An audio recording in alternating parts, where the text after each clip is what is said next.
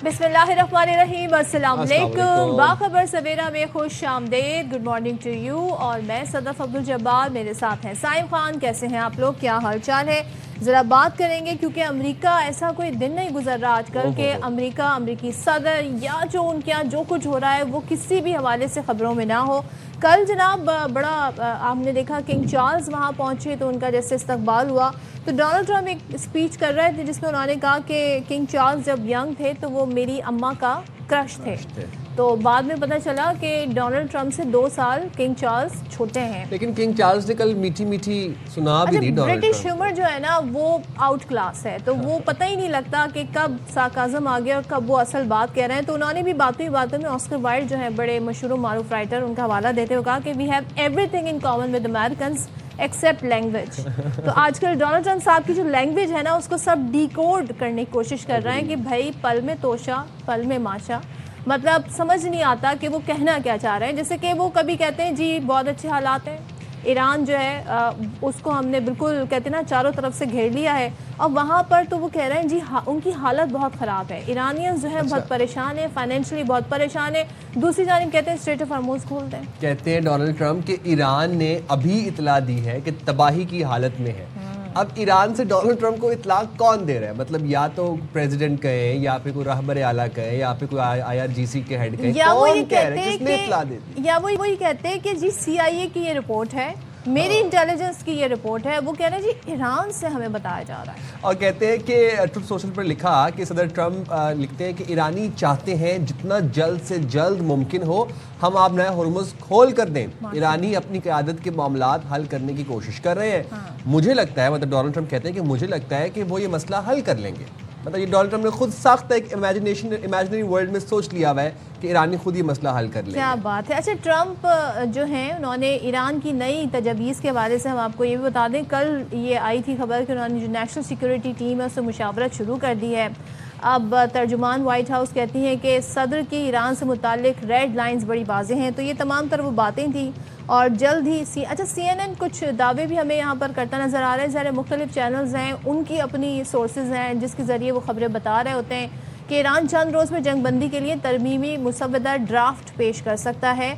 और CNN का दावा है कि ईरानी वज़ीर ख़ारजा अब्बास इराक़ची रूस के दौरे के बाद तेहरान में आला क़यादत से मुशावरत करेंगे, यानी कि सुप्रीम लीडर मुश्तबा खामनई की खुफिया मकाम पर होने की वजह से जो राब्ते हैं उसमें बड़ी मुश्किलात, यानी एक पूरी चेन है जिसके ज़रिए राब्ते होते हैं, तो उसमें ज़रा टाइम लग रहा है। तो लेट्स सी के मामला कहाँ जाकर बैठेगा। अच्छा जी, फिर उसके बाद आपको बता दें कि ईरान का करंट मौक़िफ़ क्या है। अक़वाम मुत्तहिदा में ईरान के मुस्तकिल मंदूब अमीर सईद इरवानी ये कहते हैं कि ख़ित्ते के इस्तेहकाम से पहले हमें काबिल एतमाद ज़मानतों की ज़रूरत है। वही बात जो ईरान डे 1 से कह रहा है कि वी नीड क्रेडिबल गारंटियर्स। ईरानी मंदूब ने अक़वाम मुत्तहिदा में खिताब में कहा कि ईरान पर दोबारा हमला ना होने की ज़मानत दी जाए।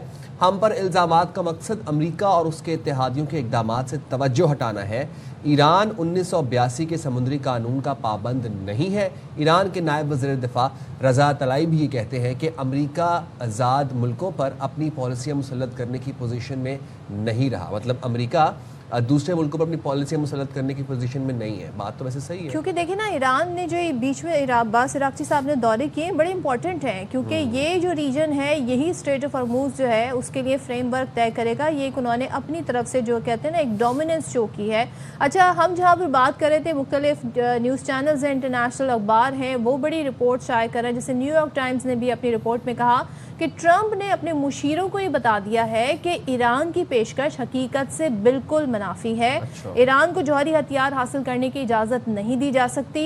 अमरीकी हुकाम के मुताबिक मुज़ाकरात में ताख़ीर जो है आलमी तवानाई के लिए ख़तरा है। जो मंडी है आलमी तवानाई की, ऑयल की जो मंडी है उसके लिए ख़तरा बन सकती है, और अब नए हरमज़ खोलने का मुआहदा ही बहरान का मुमकिन हल हो सकता है। तो ये दोनों चीज़ें हैं।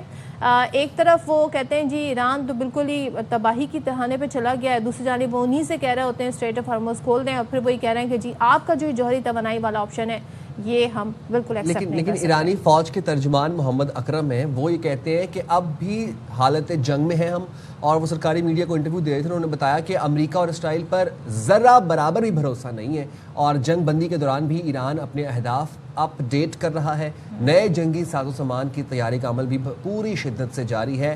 ملکی سرحدوں کی مسلسل نگرانی کی جا رہی ہے اور دشمن نے کوئی جارحیت کی تو اسے نئے ہتھیاروں سے سخت جوابی کارروائی کا سامنا کرنا پڑے گا. نئے ہتھیاروں سے اٹ مینس کہ Iran is reloading and Iran is getting ready to. اور ساتھ میں یہ بھی کہا کہ اسرائیل پر ذرہ برابر بھی بھروسہ نہیں ہے. تو بھائی یہ جو اسرائیل ہے یہ کچھ بھی کر سکتا ہے, مطلب ایک بڑا ڈسٹرپٹر ہے, اسپوائلر ہے ساری سچویشن کا. وزیر اعظم شہباز شریف سے وزیر اعظم نیوزی لینڈ کا رابطہ ہوا اور وزیر اعظم شہباز شریف نے خطے میں کشیدگی میں کمی کے لیے پاکستان کے سفارتی رابطوں سے متعلق انہیں آگاہ کیا.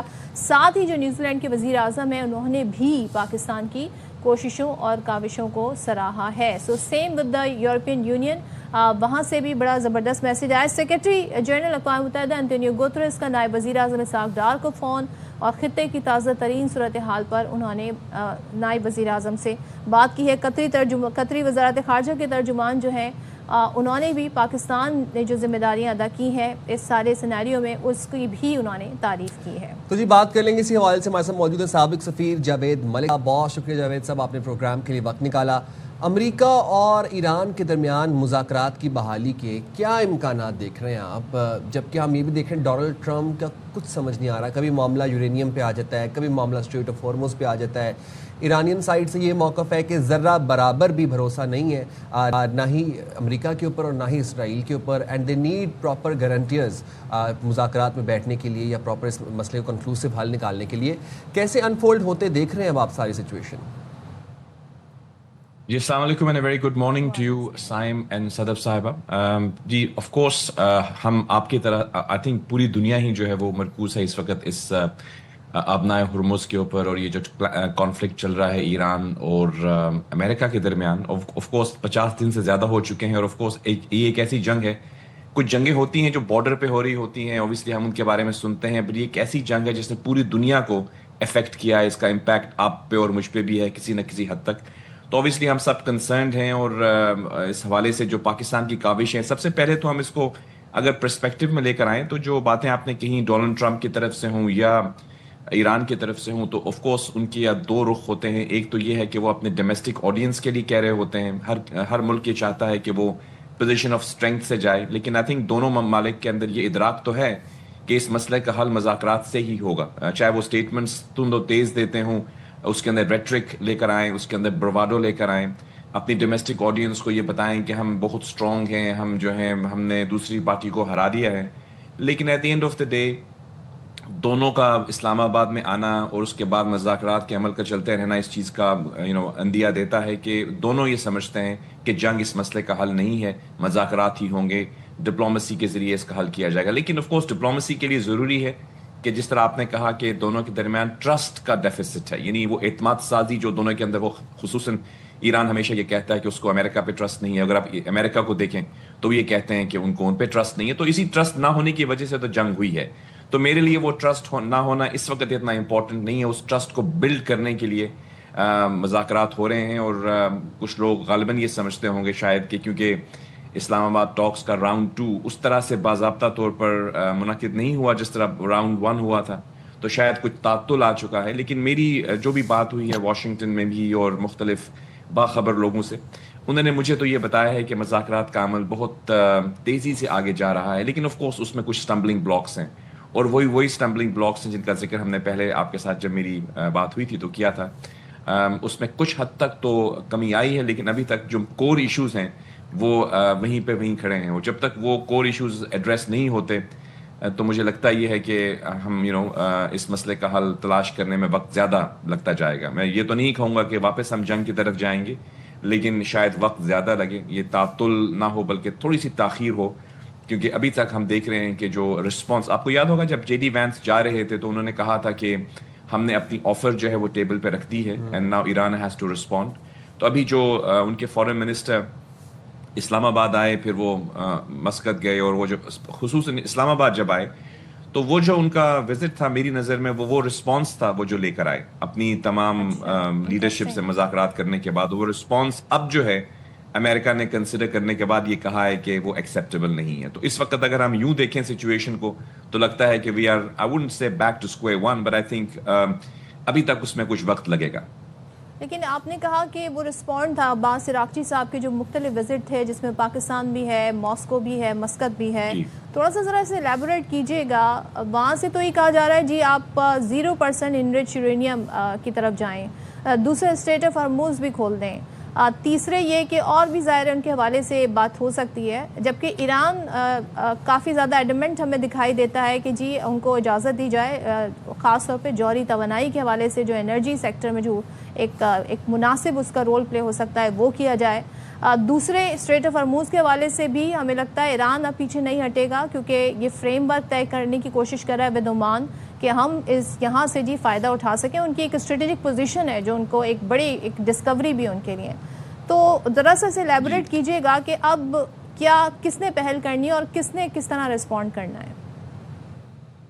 جی صدف، آپ کا بہت اچھا سوال ہے. اور جیسے ہم سب جانتے ہیں کہ جب ہم نے تو نہیں اوبیسلی، جب جنگ کا آغاز ہوا تو اس وقت آبنائے Hormuz was not an issue, یعنی یہ کوئی ایشو نہیں تھا جس کی وجہ سے جنگ ہوئی ہو. جنگ تو کسی اور وجہ سے ہوئی تھی، لیکن سبسیکوینٹلی آبنائے ہرمز کو ایران نے جب بلاک کیا فرسٹ ٹائم، تو آپ کو یاد ہوگا کہ اس سے کافی حد تک ایک طرح سے گلوبل ریپرکشنز ہوئیں.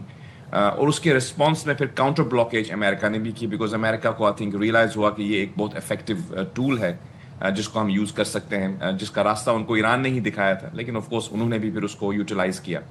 اب یہاں پہ یہ سوال پیدا ہوتا ہے کہ اس کے دو پہلو ہیں. ایک تو یہ ہے کہ انٹرنیشنل لا کیا کہتا ہے اس کے بارے میں. وہ تو یہ ہے، بالکل واضح ہے، as a student of international law and diplomacy میں آپ کو یہ بتا سکتا ہوں کہ جو واٹر نیویگیشن کے رائٹس ہیں وہ اوپن ہیں، یعنی یو کی ناٹ بلاک واٹر ویز. اور تاریخی طور پر بھی جو آبنائے ہرمز ہے یہ ہمیشہ اوپن رہا ہے، یہ کسی ایک ملک کی جورسڈکشن میں نہیں آتا. اس کو تقریباً 10 یا 12 ممالک جو ہیں وہاں سے ان کا وہ راستہ ہے. یہ ایسے ہی ہے کہ ہمارے گھر کا راستہ ہو، ہم سب اس کو یوز کرتے ہوں، اور جو پہلے گھر والے لوگ ہیں وہ اس کو بند کر دیں، وہ کہیں ہمارے گھر کے باہر ہے.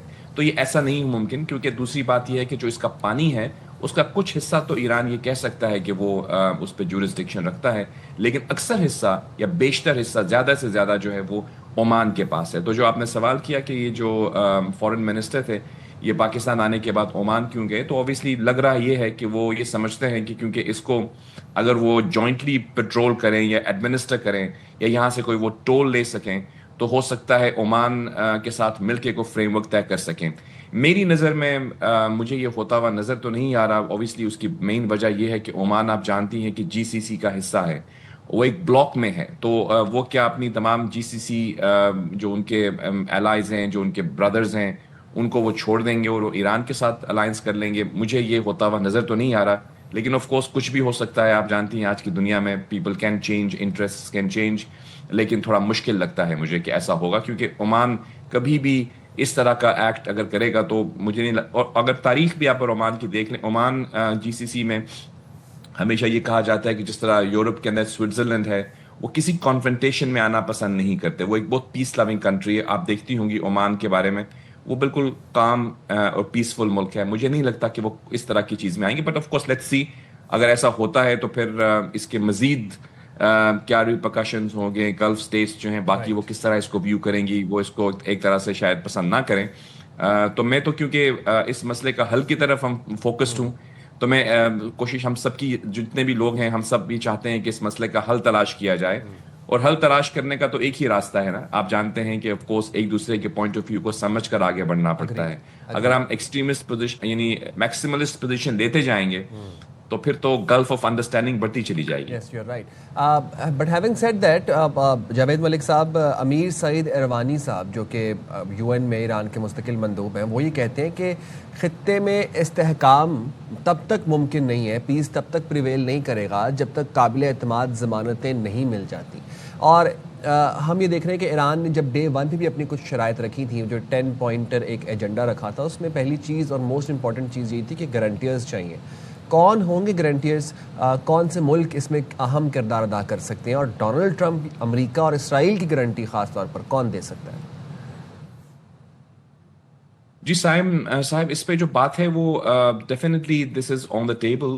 جہاں تک میری انڈرسٹینڈنگ ہے، آپ کا جو صدف صاحبہ کا پہلا سوال تھا وہ یہی تھا کہ جو عباس عراقچی صاحب ہیں، وہ ہم نے عمان تک تو ان کے وزٹ کو کور کیا، لیکن آگے جب وہ رشیا گئے اور اس کے بعد مجھے لگ رہا ہے کہ کچھ چیزیں تو ایسی ہیں جو رپورٹ نہیں ہوئی ہیں. اوبیسلی ان کے سیکیورٹی کنسرنز بھی ہیں.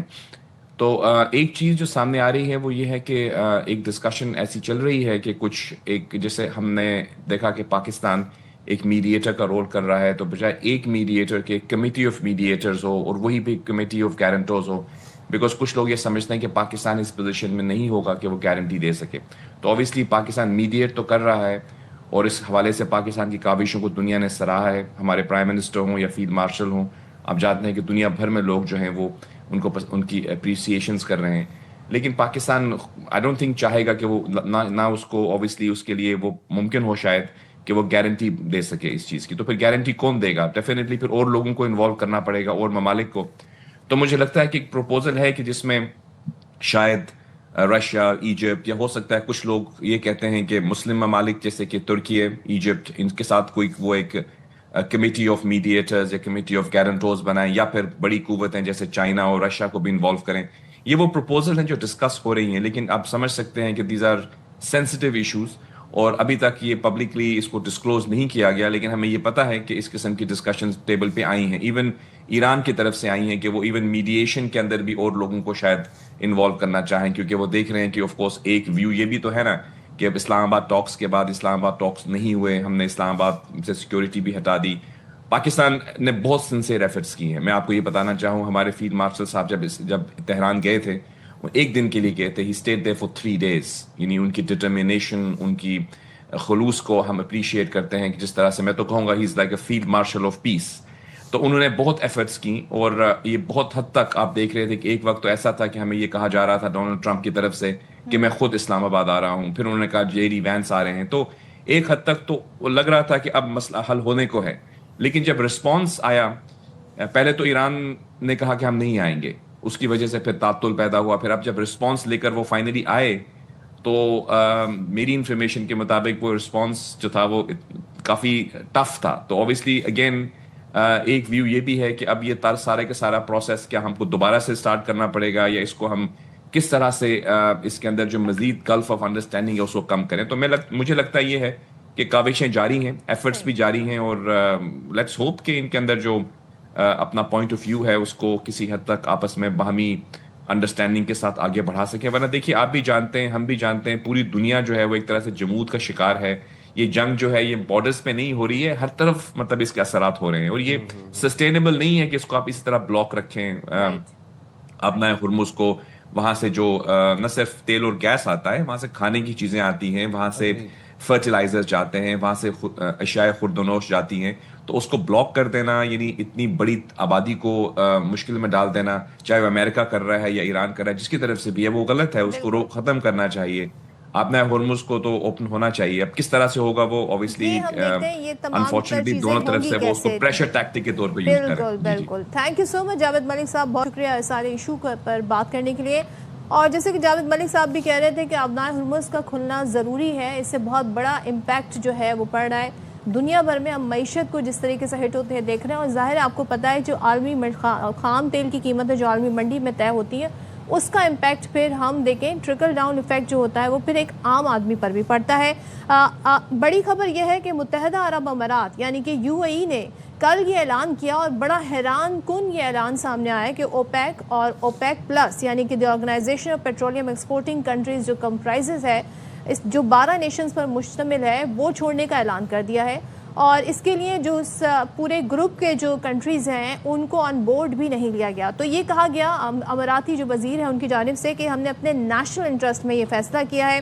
اچھا، اگر میں اوپیک کی بات کروں تو 40% of global crude oil production جو ہے اس کا کنٹرول ہے، اور 80% of the world's proven reserve جو ہے اس کے پاس ہیں. اس میں جو ٹاپ کنٹری ہے جو سب سے زیادہ آئل جو ہے وہ ٹریڈ کرتی ہے، پروڈیوس کرتی ہے، وہ سعودی عرب ہے، پھر عراق ہے، پھر ایران ہے، دین UAE کا نمبر آتا ہے. لیکن اس سے کیا امپیکٹ پڑے گا، کیا ہونے جا رہا ہے، اور یہ ایک لانگ سٹینڈنگ کمٹمنٹ ہم دیکھتے ہیں، کیونکہ GCC کنٹری کو جن چیزوں نے بانڈنگ اچھی کر کے رکھی تھی ان میں یہ گروپ جو ہے اوپیک اور اوپیک پلس یہ بڑی امپورٹنس رکھتا ہے. تو جناب 1960 میں سعودی، ایران، عراق، کویت، वेनेजुएला, इन कंट्रीज़ ने मिलकर एक ग्रुप फॉर्म किया जिसका नाम था ओपेक, और after 7 years UAE joined that group as well. अब जैसे कि सदफ ने बताया कि अराउंड 36 to 40% ग्लोबल जो ऑयल प्रोड्यूस होता है वो इन ओपेक कंट्रीज़ में होते हैं. और इसमें यूएई आप देखें कि यूएई दुनिया में जो 10 मोस्ट ऑयल प्रोड्यूसिंग कंट्रीज़ हैं उनमें एक है, और यूएई ऑलमोस्ट दुनिया में 3 से 4% ऑयल प्रोड्यूस कर रहे हैं. यूएई का ओपेक से एग्जिट करना, ओपेक और ओपेक प्लस कंट्री से एग्जिट करना, ये आम आदमी पर इसका कैसे फ़र्क पड़ेगा और इसके क्या नताइज होंगे? ये अच्छा ये भी बता दें आपको कि जो यूएई के एनर्जी मिनिस्टर हैं वो ये कहते हैं कि we remain committed to energy security, providing reliable, responsible and low carbon supply while supporting stable global market. सो अब हम उस वर्ज पे आ गए जहाँ पर मशरिक़ वुस्ता में जब ये जंग छिड़ी उसके बाद एवरीबडी रियलाइज कि नहीं, हम पहले अपना सोचेंगे उसके बाद बाकियों का सोचेंगे, उसके बाद इससे एक बड़ा फ़र्क, एक इम्पैक्ट जो हमें नज़र आ रहा है, ज़ाहिर इस पर एक्सपर्ट ही ज़्यादा रोशनी डाल सकते हैं, वो ये कि जो अब आलमी मंडी में जो खाम तेल की कीमतें तय होती हैं, ज़ाहिर है ये ग्रुप जो है ये बड़ा इंपॉर्टेंट रोल प्ले करता है इन कीमतों को तय करने में. अब इससे यूएई तो आज़ाद हो गया है, लेकिन फिर ये अब किस तरफ मामला जाएगा, और सऊदी अरब की तरफ से अभी इस हवाले से कोई ऐसा हमें रिएक्शन नज़र नहीं आया. अब सऊदी अरब की बात हुई, इस तरह मैं बात कर दूँ, सऊदी वली अहद मोहम्मद बिन सलमान की ज़ेर सदारत जद्दा में खलीज ताउन कौंसिल जिसे जीसीसी कहते हैं उसका मुशावरती इजलास हुआ है. आबनाए हुर्मुज़ की बहाली और ख़त्ते में अमन के लिए इक़दामात का जायज़ा लिया, और इसके एलामिया आया है जो ये कहता है ईरान मिज़ाइल हमले इलाकाई अमन के लिए ख़तरा हैं और खलीजी रियासतों का मुत्तहिदा अरब अमीरात से यकजहती और हिमायत का इजहार. क्योंकि अगर आप ये देखें जो ईरान ने जो अटैक किए 2000 प्लस ऑलमोस्ट 2700 के करीब अटैक जो हैं वो सिर्फ यूएई पर किए गए हैं, और वो आप समझ लें कि उनकी चाहे वो ऑयल रिफाइनरीज हों या अमेरिकन बेसिस की अगर हम बात करें या ड्रोन अटैक की बात करें, ये हमले यूएई पर किए गए हैं. तो खित्ते के चैलेंजेस से निपटने के लिए मरबूत हिकमत अमली और मुश्तरका इक़दामात पर गौर किया गया है. तमाम तर सूरत हाल पर इस वक्त बात कर लेते हैं कि ये किस तरफ मामलात जा रहे हैं.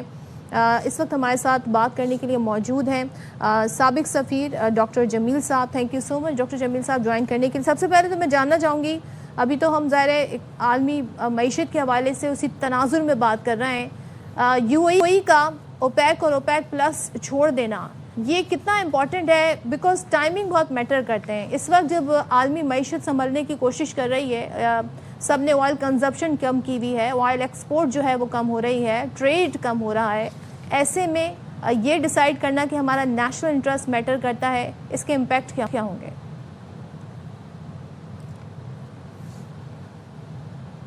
जी जमील साहब. मैं ये कह रहा हूँ कि यूएई 3rd लार्जेस्ट कंट्री है जो कि ऑयल प्रोड्यूस करता है ओपेक कंट्रीज में, ओपेक मेंबर कंट्रीज में, और 3.2 उसको इजाज़त मिली हुई थी कि 3.2 मिलियन आप एक्सपोर्ट कर सकते हैं, मतलब इतना ही आप पंप करें. क्योंकि ओपेक का मकसद ये होता है कि ऑयल मार्केट को स्टेबलाइज रखने के लिए या कम या ज़्यादा करने के लिए या कीमत को कम या ज़्यादा बढ़ाने के लिए प्रोडक्शन लाइन वो करते हैं. इसीलिए वो आप इन आम फैम में ये समझ लें कि एक लिमिट करते हैं कि कितने कौन से कंट्री कितने ऑयल पंप करेंगे, ताकि मार्केट में जो जब जाए ऑयल इंटरनेशनल मार्केट में तो वो एक फैक्टर है. लेकिन इसका एक जियोपॉलिटिकल फैक्टर भी है, और तीसरा इसका नेशनलिस्ट फैक्टर भी है. मैं एक बहुत बड़े इनके डिप्लोमेटिक हेड से मिला हूँ, परसों की बात है ये, और बहुत सारी चीज़ें मुझे मेरे नॉलेज में, और मैं खुद भी सफ़ीर क्योंकि रहा हूँ यूएई में, तो बहुत सारी चीज़ें मेरे नॉलेज में है. तो यूएई कहता है कि जी हमारा ये नेशनल इंटरेस्ट है, हम ज़्यादा ऑयल, हमारे पास इंफ्रास्ट्रक्चर हमने बढ़ा लिया है, उस इंफ्रास्ट्रक्चर के तहत अभी तो हम 5 मिलियन करेंगे, बाद में हम इसको 10 मिलियन तक भी ले जाएंगे. तो ओपेक का क्या, हम अपना ऊपर मार्केट बेचेंगे, ओपेक जो भी उसकी कीमत फिक्स करे, हमारा क्या है उससे. तो एक तो ये, दूसरा ये कि उनके पैसे, उन्हें अभी फंडिंग चाहिए. आपने अभी तो बताया अपने इंट्रो में कि 2700 करीब मिसाइल उन पर लगे हैं, तो जाहिर है उनको नुकसान भी उसका हुआ है.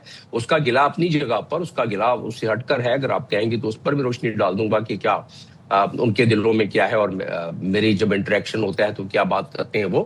لیکن یہ ہے کہ اس کو ریکوری کے لیے بھی دیکھیں انہوں نے کچھ کافی ڈالر مانگے ہیں انہوں نے سواپ کرنسی سواپ کے تحت امریکہ سے, اور ان کا کہ جی آپ ہمیں ڈالر دے دیں, آپ ہمارے فی الحال جو ہے اس کو ہمارے درہم کو آپ اس کو اپنے پاس رکھ لیں.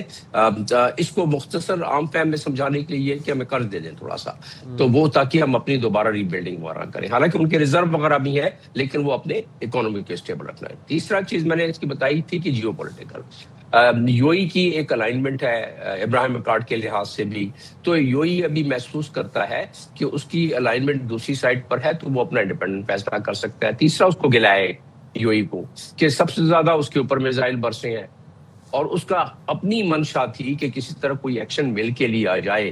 جی سی سی آپ کو واضح رہے کہ کل فیصلہ یہ ہوا ہے کہ اگر ایک جی سی سی کنٹری پہ حملہ ہوتا ہے تو تمام کے تمام جی سی سی کنٹری پر حملہ سمجھا جائے گا, نیٹو کی طرح جیسے ان کا آرٹیکل 5 ہے. اس طرح کا کل انہوں نے فیصلہ کیا ہے. تو ان تمام چیز کا مجموعہ انڈرسٹوڈ تھا جمیل صاحب. جی, لیکن کل انہوں نے اس کو انووک کیا ہے. ہوتا یہ ہے کہ جب تک کہ جو ان کے چارٹر میں ہے اس چارٹر کے مطابق ان کلازز کو انووک نہ کیا جائے وہ ڈورمنٹ رہتا ہے.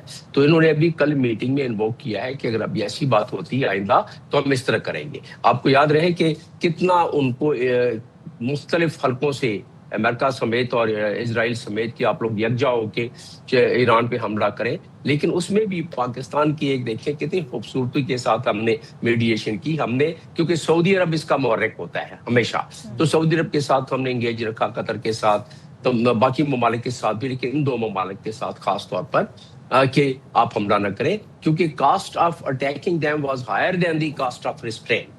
تو اس چیز کو کرتے ہوئے اس کو بچا کے رکھا, کیونکہ وہ اگر ایسا ہوتا تو ظاہر ہے امریکہ اور اسرائیل بھی بڑا خوش ہے, تو پھر تباہی بربادی اور ہوتی کیونکہ اور زیادہ اس ایران کے پاس جو بھی تھا وہ اس حساب سے حملہ کرتے. تو ان تمام چیزوں کو اگر مجموعی طور پر پیش کیا جائے اس کا پورا کنکلوژن, تو کنکلوژن یہ ہے کہ اس کے جیو پولیٹیکل تناظر میں اور نیشنل انٹرسٹ میں یونائٹڈ عرب ایمریٹس نے کیا ہے, اور آئندہ آنے والے دنوں میں جو 10% یا 15% یا 20% چانسز ہیں سمجھنے کے لیے کہ شاید یہ ڈیل نہ ہو سکے. حالانکہ پاکستان کی تعریف ایران بھی کر رہا ہے. ان کے پرماننٹ ریپرزینٹیٹو کل فلور آف دی ہاؤس پہ جو کہ سیکورٹی کاؤنسل میں انہوں نے پاکستان کی تعریف کی کہ Pakistan is creating a pathway for the media, not only mediation but for the deal. اسی طریقے سے قطر اب علیحدہ سے تعریف کر رہا ہے پاکستان کی. جاننا چاہتا ہوں just to wrap up the entire conversation, اب کیا ہوگا؟ اب یو اے اپنے ریٹ کے اوپر اپنا آئل پروڈیوس کرے گا اور اس کو بیچے گا. امپیکٹ فوری طور پر کیا ہوگا جب ہم یہ بات کرتے ہیں کہ یو اے نے اوپیک اور اوپیک پلس سے وڈرا کر لی ہے؟ جی, یو اے پہ قدغن نہیں ہوگی. وہ اپنے جتنا آئل چاہے گا پروڈیوس کرے گا. دیکھتا ہے کہ اگر سستا ہو گیا تو کم کر دے گا آئل دنیا میں, اگر مہنگا ہو گیا تو اپنا وہ 5 ملین کے قریب کر دے گا. پہلے نہیں کر سکتا تھا, پہلے جو کوٹا تھا اس کے مطابق کر سکتا تھا, تو اس کو آمدن زیادہ ہوگی. بیسیکلی یہ بھی ہو سکتے ہیں کہ جی سی سی ایک پورا ایک بلاک تھا, اب اس میں سے ایک اہم کنٹری جو ہے وہ نکل گیا ہے, یعنی کہ یو اے, تو اب نئے بلاکس بنے گے. لیکن وہ تو اوپیک سے نہیں اوپیک میں سے نکلا ہے, اور جی سی سی سے, کیونکہ جن کی جتنے تانے بانے بنے ہوئے جی سی سی کنٹریز کے, یہ ٹرائبل اختلافات پہلے بھی رہے ہیں, اور ملکوں کے اختلاف کوئی ٹرائبل انداز میں چلتے ہیں دلوں میں, اور وہ پھر بھی جہاں ان کا اپنا مجموعی طور پر انٹرسٹ آتا ہے پورے اس کا جی سی سی کنٹریز کا, اس میں وہ ساتھ رہتے ہیں. میں نے بہت سارے ہچکولے دیکھے ہیں جی سی سی کنٹریز کے. کچھ ممالک مجھ سے آ کے شیئر کرتے تھے جب میں یو اے میں تھا, یا اب بھی جب میں ان کے ساتھ بیٹھتا ہوں, کچھ اپنی تھوڑی بہت مخاصمت, لیکن جب بات آتی ہے جی سی سی کنٹریز کی تو وہ بیٹھ کے مجموعی طور پر فیصلہ کرتے ہیں. آنے والے دنوں میں نہیں لگتا کہ you a G C C country سے چلا جائے گا, نکل جائے گا, کیونکہ صرف یو اے نہیں ہے, بحرین بھی ہے, اور باقی ممالک جو یو اے کے ساتھ الائن ہے وہ بھی ہیں. تو اس لیے کم لگتا ہے کہ وہ اس طرح ہوگا. اور یو اے کا ایک وزن چاہے گا وہ کہ اسٹریٹ آف ہارمز پہ جب بات ہو رہی ہے اور اس کے 3 جو جزیرے ہیں اس جزیروں کا بھی فیصلہ کروایا جائے، جیسا کہ وہ چاہتا تھا یو اے کہ بھئی امریکہ ساتھ دے، تو ان کے جزیرے جو 61 میں ایران نے لے لیے تھے ان سے یا قبضہ کر لیا تھا، وہ کہتے ہیں جس کو ابو موسیٰ کہتے ہیں، گریٹر تھوم کہتے ہیں، لیسر تھوم کہتے ہیں، کہ اس کو واپس لیا جائے. تو ابھی جو آگے ہے یو اے کے اپنے عزائم ہے کہ اس نے کیا کرنا ہے اپنے انٹرسٹ کو پروٹیکٹ کرنے کے لیے. جی ٹھیک ہے، thank you so much doctor Jamil, ہمارے ساتھ ساری صورتحال پر بات کر رہے تھے. دیکھتے ہیں جناب اس کا امپیکٹ کیا آتا ہے، کیونکہ ایک بڑا فیصلہ ہے اور جن ٹائمنگز میں یہ فیصلہ کیا گیا، ابھی دیکھتے ہیں جی سی سی کنٹریز اس پر مزید رد عمل کیا دیتی ہیں. اچھا جی، موونگ فارورڈ آپ کو ذرا ایک اسپورٹس مین اسپرٹ کی اعلیٰ سے بھی اعلیٰ ایک مثال، ایک سٹوری آپ کے ساتھ شیئر کرتے ہیں. ایرانی فٹ بال ٹیم ورلڈ کپ میں شرکت کے لیے امریکہ جائے گی. ایرانی فٹ بال ٹیم امریکہ جائے گی. ایرانی حکومت نے باضابطہ اعلان کر دیا، اور ایرانی فٹ بال ٹیم پہلے ہی امریکہ میں ورلڈ کپ میں شرکت کا اعلان کر چکی ہے. اور ایرانی حکومت کی ترجمان فاطمہ مہاجرانی کہتی ہیں فٹ بال ورلڈ کپ کے لیے ٹیم کی تیاری جاری ہے. فٹ بال ورلڈ کپ جون میں امریکہ، کینیڈا اور میکسیکو میں ہوگا. اور یہاں پہ میں آپ کو یاد دلاؤں کہ ایک ہمارا ہے پڑوسی ملک، آپ وہ دیکھیں کس طرح کی جنگ ہوئی ہے ایران امریکہ کے درمیان، اور ان کے درمیان ایک کہتے ہیں نا سالوں سال بعد، ڈیکیڈز کی سینکشنز کے بعد کوئی بات چیت جو ہوئی، جو اسلام آباد میں فرسٹ راؤنڈ آف ٹاکس ہوا اس میں ہوئی، جس میں پاکستان نے بڑا اہم کردار ادا کیا. لیکن ایک ہمارا پڑوسی ملک ہے، یہاں پہ کوئی ہم دیکھتے ہیں ظاہر ہے آپس میں تعلقات جو بھی رہے ہوں، لیکن جب ہم کہتے ہیں نا کھیل سرحد، اس کی کوئی سرحد نہیں ہوتی. آرٹسٹ کی بھی جب ہم بات کرتے ہیں، لیکن جب ورلڈ کپ ہوتا ہے، جب آئی سی سی کا ایونٹ ہوتا ہے، اور آئی سی سی کا ایونٹ جو ہے اس کے لیے آپ پابند ہیں کہ جس کنٹری ہوسٹ کر رہی ہے وہاں جا کر آپ کو کھیلنا ہوتا ہے. لیکن کیونکہ جو بھارتی کرکٹ بورڈ ہے اس کا پیسہ بھی زیادہ ہے، اور وہ ایک جائنٹ کہتے ہیں نا فرینچائز کے طور پہ سامنے آتا ہے، تو وہ اپنی منمانی کر لیتا ہے، بڑی آسانی سے آئی سی سی کو منا بھی لیتا ہے. وہ ہمارے ملک میں ہمیشہ آ کر کھیلنے سے انکار کر دیتے ہیں. وجہ ان کے پاس صرف سیاسی ان کا جو بیانیہ ہے، ہیٹریٹ کا جو بیانیہ ہے، پاکستان کے خلاف جو اگینسٹ بیانیہ ہے، اسے توجیحات بناتے ہیں، اور اصل میں بس ان کی ایگو ہے. لیکن یہاں پر آپ دیکھیں کہ یہ ہوتا ہے اسپورٹس مین اسپرٹ کہ ایران امریکہ میں جا کے کھیلے گا. ناٹ ٹو فرگیٹ 186 بچیاں جو اس ساری جنگ کے دوران شہید ہوئی. کتنی لیڈرشپ، خامنئی صاحب شہید ہو گئے اور علی لاریجانی شہید ہو گئے. کتنی لیڈرشپ، ٹاپ لیڈرشپ ان کی ختم ہو گئی. لیکن ایران نے ابھی بھی یہ فیصلہ کیا ہے کہ وہ امریکہ جا کر کھیلیں گے. بالکل جی، تو آپ نے بڑی درست بات فرمائی کہ کھیل کی اور آرٹ کی کوئی سرحد نہیں ہوتی، کوئی باؤنڈریز نہیں ہوتی. اور یہ ایگزامپلز اگر پڑوسی کچھ سیکھ لیں اس سے بھی تو ان کے لیے اچھا ہوگا. لیکن ہم یہاں پر ایک بریک لیں گے، حاضر ہوں گے بریک کے بعد.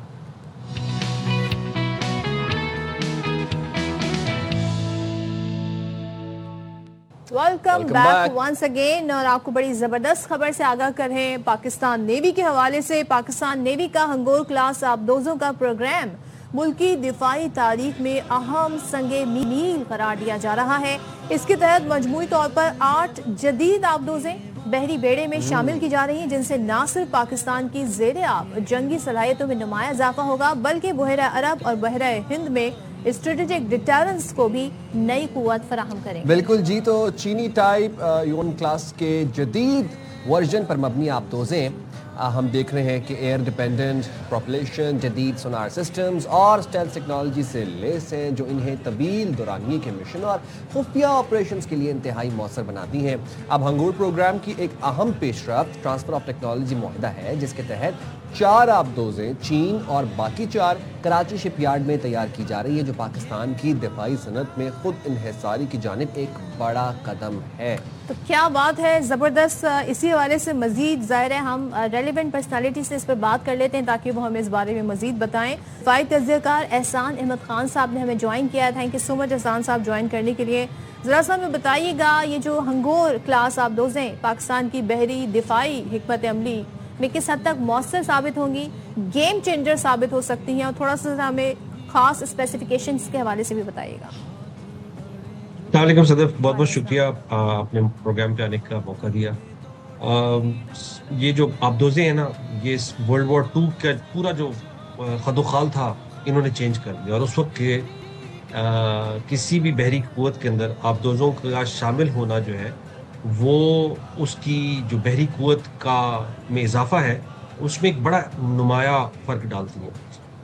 پاکستان بحریہ اس خطے میں جو انڈین اوشن ریجن کا جو عربین سی کا پاکستان نیوی پہلی فورس تھی جس کے پاس آبدوز آئی تھی، اور 1965 میں بھی غازی واز دی اونلی سبمرین جو کہ اس علاقے میں موجود تھی، اور اس کی بھی ہسٹری آپ کو موجود ہے.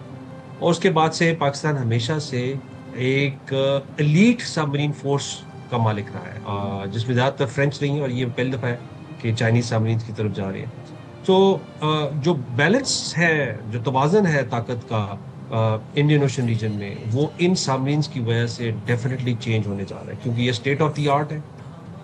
Anti submarine, anti surface, effects on land, یہ تمام آپریشن جو ہیں وہ یہ سبمرینز کر سکتی ہیں. آپ نے جو خود اپنے انٹرو میں بھی بتایا کہ 8 سبمرینز یہ بن رہی ہیں، 4 چائنا میں بن رہی ہیں اور 4 ہی جو ہے کراچی شپ یارڈ میں بن رہی ہیں. اور اس سے جو کراچی شپ یارڈ کی جو اپنی کیپیسٹی ہے ایک ٹیکنالوجیکلی بہت مشکل پلیٹ فارم بنانے کی، کیونکہ سبمرینز بہت مشکل ہے بنانی. ہر ملک تو بہت کم ملک ہیں، مگر 8 یا 9 ملک ہیں جن کے اندر بن رہی ہیں، ان میں سے پاکستان ایک شامل ہو جائے گا. یہ ٹیکنالوجی ٹرانسفر ناٹ اونلی کہ ہماری جو ٹیکنیکل کیپیبلٹی ہے اس کو بڑھائے گی، بلکہ جو ہماری جو انڈیجینس ڈیفنس پروڈکشن کی جو کیپیبلٹی ہے اس میں ایک بڑا میجر اضافہ ہونے جا رہا ہے ان سبمرینز کی وجہ سے. اچھا سر، یہ بھی بتا دیجیے گا کہ کیا یہ آبدوزیں بحیرہ عرب میں جو ایک پاور ڈائنامک ہے، طاقت کا توازن ہے، اس کو تبدیل کر سکتی ہیں؟ اس طرح سے کہ ہم جو پاکستان بحریہ کی جو ڈاکٹرین ہے یا جو پوسچر ہے، ہم اپنے دشمن کے ساتھ نمبرز میں میچ نہیں کرتے. نمبرز ڈیفینیٹلی ان کے پاس زیادہ ہے، چاہے وہ ان کی اسکارپین کلاس ہے یا ان کے ششمار ہے یا کلو کلاس ہے، اور ان کے پاس کچھ ایس بی این بی. اگر ہم صرف سبمرینز کے نمبر دیکھیں، ہم فلیٹ کے نمبر کی بات نہیں کر رہے، تو ہمارا نمبر بے شک کم ہے. لیکن جو ڈاکٹرین ہے پاکستان نیوی کی، وہ ہمیشہ اوفینسو آپریشنز کے اوپر بلٹ ہے. یعنی ہم نے جنگ اپنے پانیوں میں نہیں لڑنی ہے، ہم نے جنگ دشمن کے پانی میں جا کے لڑنی ہے، اوفینسو کیپیبلٹی کے ساتھ لڑنی ہے. اور اس کے لیے آپریشنل ریڈینس جو ہے ہر وقت وہ بہت امپورٹنٹ ہے. تو طاقت کا توازن تو ڈیفینیٹلی چینج ہونا شروع ہوتا ہے جب آپ کے پاس نمبرز بھی موجود ہوں اور آپ کے پاس کیپیبلٹی بھی موجود ہو. اور یہ یاد رکھیے گا کہ بہت عرصے سے اگر ہم صرف سبمرین فورس کے کمپیریزن کے اندر دیکھنا شروع کریں، ہمارے دشمن کی جو انڈر واٹر کیپیبلٹی ہے، جو ان کی آبدوز کی کیپیبلٹی ہے، وہ بہت پرانی ہے. اور ابھی انہوں نے لیٹلی 6 سبمرینز انہوں نے ایڈ کی ہیں. لیکن یہ بھی ساتھ دیکھتے رہیے کہ وہ جو سو کالڈ ان کی نیو برانڈ سبمرینز ہیں، وہ کئی دفعہ ہمارے اے ایس ڈبلیو ایسٹس کے ہاتھوں ڈیٹیکٹ بھی ہو چکی ہیں. اور سبمرین کا ڈیٹیکٹ ہونے کا مطلب ہے کہ وہ فار شور وہ it is gone. So balance of power جو ہے میریٹائم ڈومین کے اندر، انڈر واٹر فورسز کے ڈومین کے اندر، ڈیفینیٹلی اس میں ایک میجر چینج آنے والی ہے. خاص طور پہ ایسی سبمرینز جو کہ یہ جو یوان کلاس ہیں، یہ کنونشنل ڈومین کے اندر پی ایل اے نیوی کا مین اسٹے ہے. چائنیز اپنے لیے جو چیز خود بناتے ہیں وہ اس کو ایز اٹ از ایکسپورٹ نہیں کرتے ہیں، اس کو جو بھی باہر ہے اس کے لیے چینج کیا جاتا ہے. ہم اس کو خود چینج کرواتے ہیں، بیکاز جو ہمارے پانیوں کے اندر ریکوائرمنٹ ہے، جو ہماری آپریشنل ریکوائرمنٹ ہے، اس کا ویپن سوٹ جو ہے، اس کے اندر جو اکوپمنٹ لگنا ہے، وہ ہم اپنی آپریشنل ریکوائرمنٹ کے مطابق اور اپنے جو ہدایف ہیں ان کے مطابق اس کو چینج کرتے ہیں. سو اٹ از ناٹ کلاسیکلی جو چائنیز سبمرین جو U-39 یوان کلاس ہے وہ نہیں ہے، اس میں تھوڑے سے کافی differences. But not to forget ان کے پاس رافیل بھی تھے، اور پھر ان رافیل کے ساتھ کیا ہوا؟ It's always man behind the machine اور گن. احسان صاحب، ایک چیز میں آپ سے جاننا چاہوں گی. بتایا جا رہا ہے جی AIP ٹیکنالوجی ہے پاکستان نیوی کے لیے کتنی خاص پیش رفت ہے. دوسرے جو آبدوزیں ہیں، اسٹیلتھ اور سونار صلاحیتیں، یہ جو روایتی آبدوزیں ہیں اس سے یہ کیسے اس سے مختلف بناتی ہیں؟ اچھا، AIP میں ہم یہ پہلی دفعہ نہیں ہے کہ ہم AIP استعمال کر رہے. یہ جو ایئر انڈیپینڈنٹ پروپلشن سسٹم ہے، یہ جو ہماری پرانی سبمرینز ہیں، خالد کلاس، اگسٹا 90 براؤز جو ہے، ان پہ آلریڈی موجود ہے. لیکن جو ڈیزائن ہے وہ پہلے انجنس پہ ہم جا رہے، وہ تھوڑا سا ڈفرینٹ ہے، اس کی ٹیکنالوجی ڈفرینٹ ہے. یاد رکھیں کہ یہ جو AIP ہے نا، یہ ایک انٹرمیڈیٹلی پرووائڈ کرتا ہے بٹوین کلاسیکل کنونشنل سبمرین جو کہ ڈیزل انجن چلاتا ہے، اس سے بیٹریز چارج ہوتی ہیں اور بیٹریز پہ یہ پوری سبمرین چل رہی ہوتی ہے. دوسرے اینڈ کے اوپر ہوتی ہے نیوکلیر سامرین جو کہ نیوکلیر ریئیکٹرز کو یوز کرتی ہیں. اس کی انڈورنس بہت زیادہ ہوتی ہے, اس میں انڈورنس کی لمٹ جو ہے وہ انسانی لمٹ کے اوپر ہوتی ہے, لیکن انجن اور جو اس کی فیول کیپیسٹی ہے وہ ان لمیٹڈ ہو جاتی ہے. یہ اے آئی پی جو ہے وہ ایک ان بٹوین ایک سولوشن ہے جو کہ انڈر واٹر انڈیورنس جو ہے وہ اس کو بڑھا دیتا ہے. اور سبمرین کے لیے جو اس کا سب سے بڑا جو اس کی آپ کہہ رہے ہیں جو اس کا پاورفل ایٹریبیوٹ ہے وہ ہے اس کی اسٹیلتھ, اور اس کی اسٹیلتھ وہ ہے جب وہ پانی کے نیچے ہے اور وہ انڈیٹیکٹیبل ہے. ان سبمرینز کے اوپر خاص طور پہ جو ویپن سوٹ ہے وہ بہت اسٹیٹ آف دی آرٹ ہے, جو اس کی ڈیٹیکشن کیپیبلٹی کو بڑھاتا ہے, اور جو اس کی اپنی پروٹیکشن ہے ایکوسٹکس کی, یعنی جو اس کا شور ہے, اس کی جو کوائٹنس ہے وہ بہت بہتر ہے جو باقی مارکیٹ میں یا جو اویلیبل کنونشنل سبمرینز ہیں. تو شیلو واٹرز کے اندر دشمن کے پانیوں میں اس کی ڈیٹیکشن بہت مشکل ہے. ممکن ہے, ہو سکتی ہے, میں یہ نہیں کہوں گا کہ جی بالکل ناممکن ہے, ان کے پاس بھی P8 آئیز اور باقی SW سسٹمز موجود ہیں, لیکن جو اس کا پنچ ہے وہ اس کی اسٹیلتھ ہے, اینڈ جو اس کی ایبلٹی ہے to deliver maximum weapons against ships, against submarines and even towards land. اچھا, اور سر کیا ان آبدوزوں کی جو کروز میزائل لانچ صلاحیت ہے پاکستان کو اسٹریٹجک اسٹرائک کی نئی قوت بخشے گی ہے؟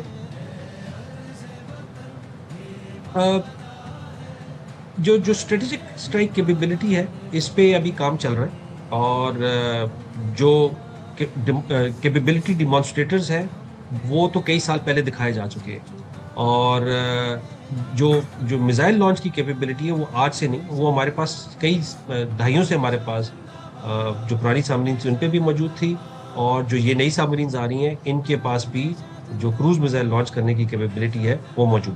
ٹیکنالوجی ٹرانسفر ہے, پاکستان کی جو نیول صلاحیتیں ہیں اس پر کیا فرق پڑے گا؟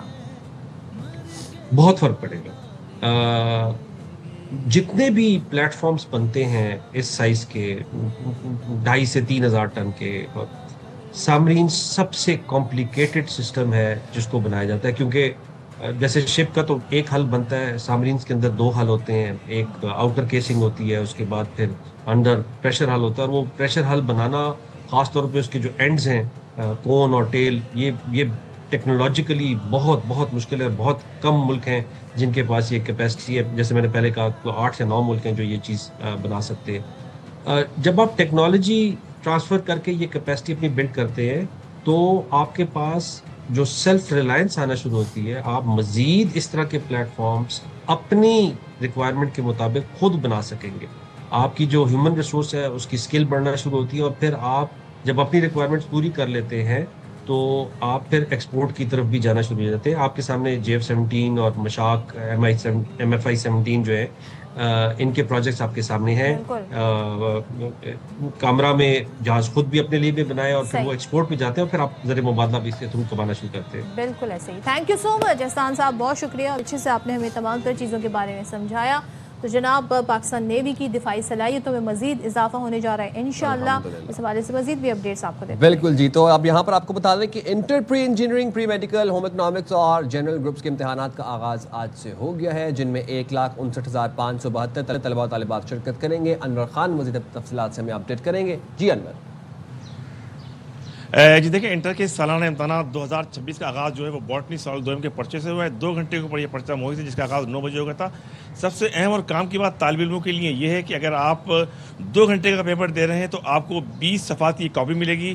اگر پرچہ 3 گھنٹے کا ہے تو آپ کو 30 صفحات کی کاپی ملے گی. اور اس مرتبہ تمام کے تمام نئے اصلاحات کے تحت امتحانات ہو رہے ہیں, اور جو طالب علم پرچہ حل کریں وہ اس بات کی احتیاط کریں, اس باتوں کو مد نظر رکھیں جس کی ویڈیوز کو پہلے شیئر کی جا چکی ہے, موک ایگزام اس حوالے سے ہو چکے ہیں.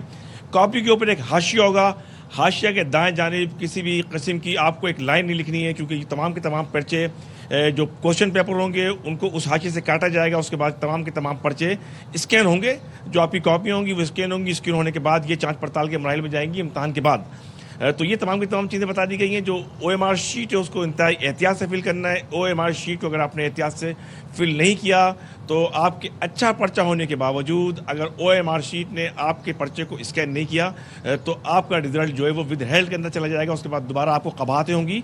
तो इस तमाम सूरत हाल के हवाले से आला सानवी तालीमी बोर्ड की जानिब से कमोबेश 1 से 2 महीना कबल तमाम की तमाम वीडियोस और मॉक एग्ज़ाम का इनेकाद किया गया था ताकि तलबा और तालिबात इस सूरत हाल से आशना हो जाएं. और इस वक्त 170 से 75 इम्तहानी मराकज़ सुबह और शाम की शिफ्ट के अंदर बनाए गए. 21 इम्तहानी मराकज़ इंतहाई हसास है. अलबत्ता आज भी पर्चे जो है मुकर्रर वक्त पर शुरू हुआ. किसी सेंटर से पर्चा आउट होने इम्तहानी मराकज़ हैं जहाँ पर बिजली प्रॉपर आ रही है? जी देखिए, अगर बात की जाएगी तो अब इसको इस तरीके से आप तकसीम कर सकते हैं. शहर के जो मज़ाफ़ाती इलाके हैं वो गुज़िश्ता रात भी बिजली की लोड शेडिंग की जद में थे और इस वक्त भी शहर के जो मज़ाफ़ाती इलाके हैं वहाँ पे कमोबेश लोड शेडिंग उसी दौरानी के दौरान होती है जब इम्तहानात हो रहे होते हैं. आला सानवी तालीमी बोर्ड की जानिब से ख़त अरसाल किया गया था. ताहम उसके बावजूद गर्मी की शिद्दत से तालिबे इल्म मुतासिर हैं. 15 जून तक ये इम्तहान बरकरार रहेंगे. और बिजली की लोड शेडिंग से भी मुतासिर है. गर्मी भी है, लोड शेडिंग भी है, जबकि कहा गया था इस्तिस्ना होगा. बस क्या कह सकते हैं. हाजिर होंगे ब्रेक के बाद गुफ्तगू सिलसिले में इसे कंटिन्यू करेंगे. Stay there with us.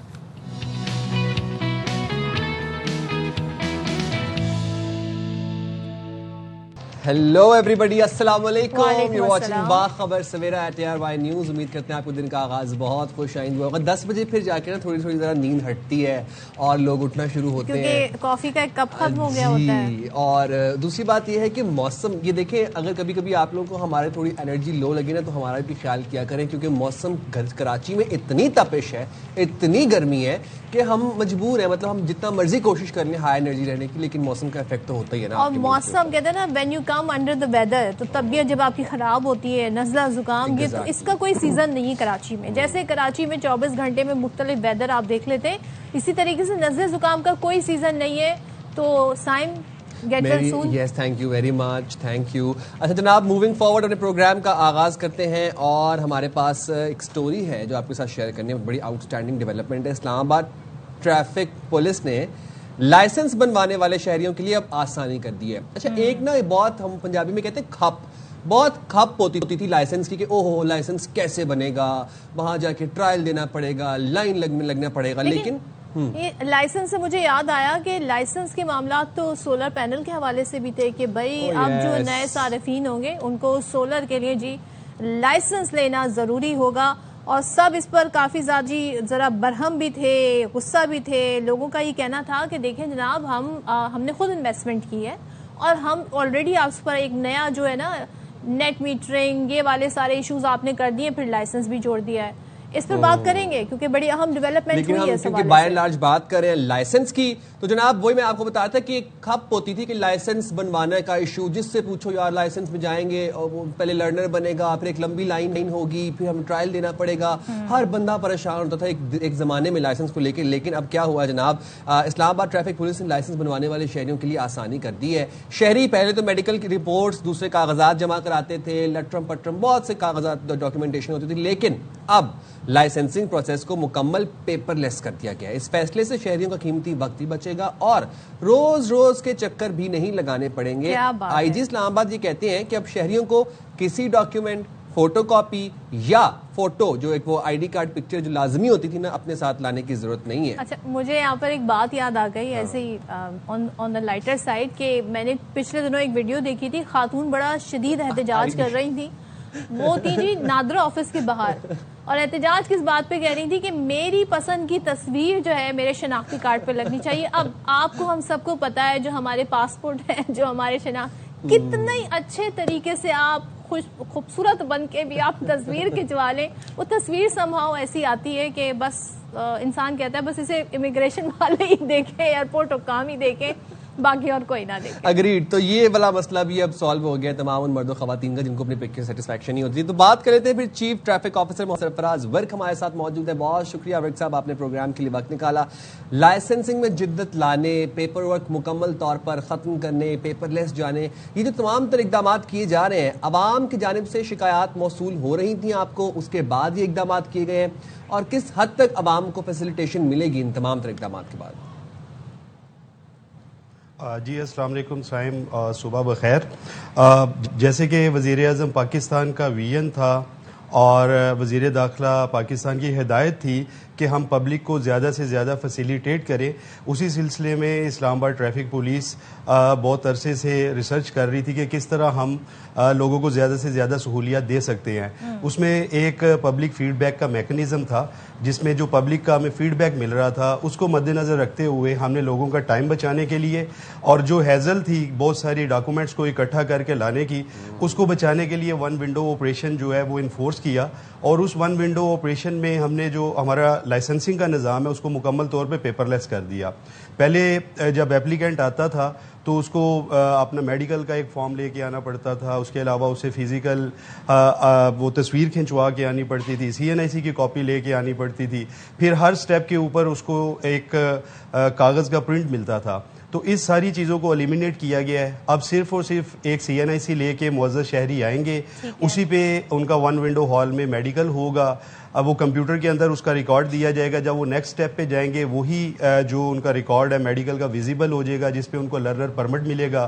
اس کے بعد 42 ڈیز کے بعد وہ جب اپنا لرننگ پیریڈ کمپلیٹ کر کے آئیں گے تو وہ جب ٹیسٹ کے لیے آئیں گے تو وہاں پہ بھی ان کے CNIC سے ان کا ڈیٹا فیچ کیا جائے گا. وہ اپنا تھیوری ٹیسٹ کمپلیٹ کریں گے اور اس کے بعد تھیوری ٹیسٹ پاس کرنے کے بعد وہ اپنا پریکٹیکل ٹیسٹ جب پاس کریں گے تو ان کو جو ہے میسج مل جائے گا ان کے سیل فون پہ کہ آپ کا لائسنس کا پروسیس کمپلیٹ ہو گیا اور آپ اپنا پرنٹنگ سیکشن سے جا کے اپنا کارڈ لے سکتے ہیں. یہ مکمل طور پہ ایک جی ورک صاحب ہمیں تھوڑا سا سمجھا دیں جو میڈیکل کا پروسیس ہے یہ تو ہم دیکھ رہے ہیں کہ اس سے پہلے بھی کیا جاتا تھا. کراچی اور سندھ کی میں بات کروں تو کیا یہ پروسیس اب نہیں ہوگا؟ تو نیا طریقہ کار کیا ہے؟ جی صدف، اس میں میڈیکل تو ہوگا لیکن پہلے میڈیکل میں لوگوں کو وزٹ کرنا پڑتا تھا مختلف گورنمنٹ ہاسپٹلز میں. وہاں پہ ان کو وہ جو ایک پروسیس ہے کہ OPD پہ جائیں، وہاں سے سلپ لیں، پھر ڈاکٹر صاحب ان کو ان کا چیک اپ کرتے تھے، پھر ان کا فارم فل کرتے تھے، پھر اس کے بعد وہ اپنے پروسیس کے لیے لائسنسنگ سینٹر پہ آتے تھے. اب جو ہمارا ون ونڈو آپریشن ہے اس میں جو ڈاکٹر کی فیسلٹی ہے وہ پبلک فیڈ بیک کو مد نظر رکھتے ہوئے مہیا کی گئی ہے. تو وہیں پہ وہ آئیں گے اور بغیر کسی کیو کے جو کیومیٹک سسٹم ہے اس کے تحت وہ آ کے اپنا پروسیس کروائیں گے. میڈیکل کا ان کی ایگزامینیشن ہوگی اور وہیں پہ ڈاکٹر جو ہے ان کا میڈیکل کا جو ڈیٹا ہے وہ کمپیوٹر میں فیڈ کر دیں گے بجائے اس کے کہ وہ ایک فارم پہ ان کو نکال کے دیں اور وہ اس کو لے کے جائیں. مطلب اور وہ ڈیٹا جو ہے وہ ویزیبل ہمارا ہو جائے. انڈر ون روف وہاں پہ میڈیکل فیسلٹی بھی ہوگی اور یہ سب چیزیں بھی ہوگی. اچھا یہ میں آپ جاننا چاہ رہا ہوں کہ یہ سب چیزیں تو ہم نے سندھ میں اور پنجاب میں تو ہم نے کافی عرصہ پہلے ہی شروع ہوتی ہوئی دیکھ لی تھیں. تو اسلام آباد آپ کو لگتا ہے کہ تھوڑا لیٹ ہو گیا ہے ان سب چیزوں کو اڈاپٹ کرتے کرتے؟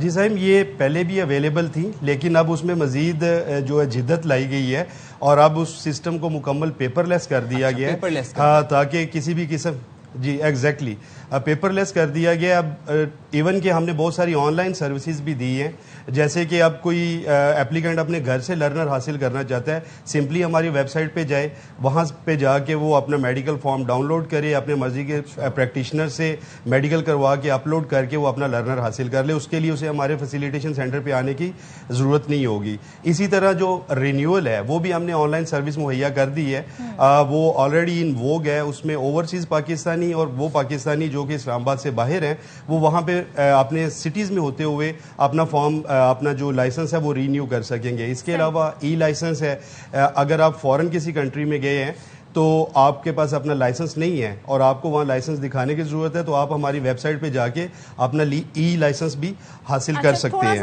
اور یہ ساری بتا دیں اور یہ کتنے دنوں میں شہریوں کو لائسنس مل جائے گا؟ دیکھیں لائسنس فی جو ہے وہ گورنمنٹ کی طرف سے نوٹیفائی ہوتی ہے اور مختلف کیٹیگری کی مختلف ہے. مثلا لرنر سنگل کیٹیگری کا 1000 ہے. اسی طرح جو اگر کوئی کار موٹر سائیکل کا لائسنس حاصل کرنا چاہتا ہے تو 5000 ہے. اور جو ہماری لائسنس ڈلیوری ہے وہ ود ان 7 days ہے. ہمارے پاس کوئی بھی بیک لاگ نہیں ہے لیکن پبلک فیڈ بیک کو مد نظر رکھتے ہوئے ابھی ہم جو ڈلیوری ایٹ ڈور اسٹیپ جو ہے وہ بھی شروع کرنے جا رہے ہیں. پہلے چونکہ صرف اسلام آباد کی حد تک لائسنس تھا، اب جو ہمارے وزیر داخلہ ہیں ان کی ہدایت کے مطابق پاکستان کا کوئی بھی شہری اسلام آباد کا لائسنس حاصل کر سکتا ہے. تو لہٰذا اس امر کو یقینی بنانے کے لیے کہ ان کے گھر پہ ان کا لائسنس پہنچے، بھلے وہ کراچی میں رہتے ہیں پشاور میں رہتے ہیں، تو ابھی ہم جو license delivery at doorstep جو ہے وہ بھی کرنے جا رہے ہیں. ٹھیک ہے, بہت شکریہ سرفراز برگ صاحب, آپ نے پروگرام کے لیے بقالا. اور اب تمام تر جو لائسنسنگ کا پروسیس ہے وہ پیپر لیس ہوگا. انڈر ون روف آپ کو میڈیکل فیسلٹی مل جائے گی جہاں پہ آپ کا چیک اپ بھی ہوگا. یہ آپ دیکھ سکتے ہیں جدید مشینری کا کو بھی نصب کر دیا گیا ہے. اور اب یہ ہے کہ جن لوگوں نے لائسنس اپنے نہیں بنوائے ہوئے تھے, اچھا لرنر بھی وہ بتا رہے تھے کہ آن لائن ایپ کے تھرو آپ اپنا لرنر گھر بیٹھے بنوا سکتے ہیں. اور پھر ڈلیوری کی خدمات بھی جو ہیں وہ ڈور اسٹیپ تک ہوں گی. اور بہت زیادہ شہری اور بہت سے صوبوں میں یہ چیز آلریڈی ہو بھی رہی ہے, بٹ وی آر گلیڈ کہ چلیں اسلام آباد میں اس چیز کو اڈاپٹ کیا جا رہا ہے. جناب موونگ فارورڈ ایک اپڈیٹ ہے ہمارے پاس, اور وہ یہ ہے کہ پاکستان میں بھارتی ریاستی دہشت گردی کے ناقابل تردید شواہد سامنے آ گئے ہیں. بھارتی تربیت یافتہ دہشت گرد عبد المجید کی گرفتاری نے پاکستان میں بھارتی ریاستی دہشت گردی کا پول کھول دیا. D G I S P R نے پہلگام فالس فلیگ آپریشن کے بعد بھارتی ریاستی دہشت گردی کے شواہد دنیا کے سامنے رکھ دیے. State is involved in undertaking cross-border terrorism inside Pakistan. 7 days have passed since Pahalgam incident, but so far there have been no shred of evidence that has been provided to support the baseless allegations being made against Pakistan. India has been found to operate a terror network inside Pakistan, jisme explosives, IEDs and other materials are being provided to terrorists to target not only military but also innocent civilians. Indian trained, is a Pakistani citizen and sponsored terrorist Abdul Majid was apprehended near Jhelum bus stand. Indian ki army ke serving officer of JCU Major Sandeep of the Indian Army ne dahshat gard Majid ko hire kiya کہ ہم بلوچستان سے لے کے لاہور تک دہشت گردی کرتے ہیں. This is what you call an irrefutable evidence of state sponsored terrorism. اس بار یہ آئیڈیا جو ہے وزن تو زیادہ ہے اس کا. ہاں زیادہ ہے, اسی لیے کیونکہ پہلے گاڑی پہ چپکانے والا تھا نا, اس لیے اس بار کوئی نہیں ہے وہ چپکانے والا, اس لیے اس بار دوسرا ہے, نارمل ہے. صحیح ہے. کہیں بیگ میں ڈالنا ہے, ہاں کہیں بیگ میں ڈالنا ہے, بس رکھ دینا ہے. صحیح ہے, باقی سیف ہے. ابھی تک آپ جیسے مرضی لے کے گھومو, ایسا کچھ نہیں ہے. بات سنیں نا, کرنل پیولی میں ویسے فوجی گاڑیاں بھی گھوم رہی ہیں نا کافی. نہیں اس میں نہیں, یہ بس اسٹینڈ پہ کرنا ہے, بس اسٹینڈ وغیرہ. The terrorists operating in Balochistan, and we have credible intelligence for them. The Fitna al-Khawarij and the independent terrorist cells, the largest tashkeel that came and attacked from cross-border from that side, sponsored, facilitated, abetted on the orders of the Indians. 71 have been killed. اس وقت آپ کو D G I S P R کا نا ایک جملہ مجھے بڑے اچھے سے یاد ہے, اور وہ پڑوسیوں کو بھی یاد ہو گیا ہوگا کہ اگر جارحیت کرنے کی کوشش کی ہمارے ساتھ تو پھر وقت اور جگہ کا تعین ہم کریں گے. ابھی بھی وہی اسٹیٹمنٹ ہے. اتنی مار پڑے گی کہ اگلی 7 نسلیں بھی بی جے پی کی اور مودی کی یاد رکھیں گی کہ پاکستان سے کبھی پنگا لیا تھا اور فالس فلیگ کرنے کی کوشش. ویسے جو ہے نا اب جو دن آ رہے ہیں نا, تو بھارت کی تو نیندیں پہلے سے اڑی ہوئی ہیں. تو وہ جو 1 سال ہو گیا ہے, اب زخم تازہ ہوں گے, ان کے پھر سے ہرے ہو رہے ہیں, تازہ ہو رہے ہیں. تو پتہ نہیں اب کیا کہہ سکتے ہیں, کہاں منہ چھپائیں گے. خیر کیا کہہ سکتے ہیں جناب, اس وقت میرے پاس اپڈیٹ ہے, وہ شیئر کر دیتی ہوں. مشرق وسطیٰ کے بحران اور پاکستان کی فضائی حدود کی بندش کے باعث بھارتی ایئر لائنز شدید مالی خسارے کا شکار ہے. ایئر انڈیا, انڈیگو, اسپائس جیٹ جیسی بھارتی فضائی کمپنیز کی تباہی نے مودی کے شائننگ انڈیا کا پول کھول دیا. بھارتی جریدے دا ہندو اور این ڈی ٹی وی کے مطابق مشرق وسطیٰ میں کشیدگی کے باعث ایندھن کی قیمتوں میں ہوش ربا اضافے نے بھارت کے 3 ایئر لائنز کو بندش کے دہانے پر پہنچا دیا ہے. ایئر انڈیا, انڈیگو اور اسپائس جیٹ نے حکومت سے ایویشن ٹربائن فیول کی قیمتوں پر نظر ثانی کا مطالبہ کر دیا.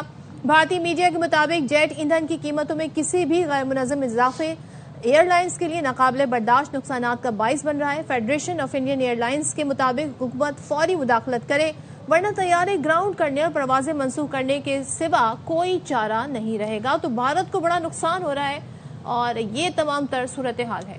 اچھا جی جناب, دھابے جی پمپنگ اسٹیشن پر تکنیکی کام جاری ہے, جس کی وجہ سے پانی کی فراہمی میں ایک ہم دیکھ رہے ہیں کہ ایک ہرڈل ہے, ایک بریک ڈاؤن, اور اہم پائپ لائنیں پھٹنے کے باعث پانی کی فراہمی شدید متاثر ہو رہی ہے. اوپر سے گرمیاں ہیں, اوپر سے لوڈ شیڈنگ ہے, اوپر سے پانی کی فراہمی بھی متاثر ہو رہی ہے.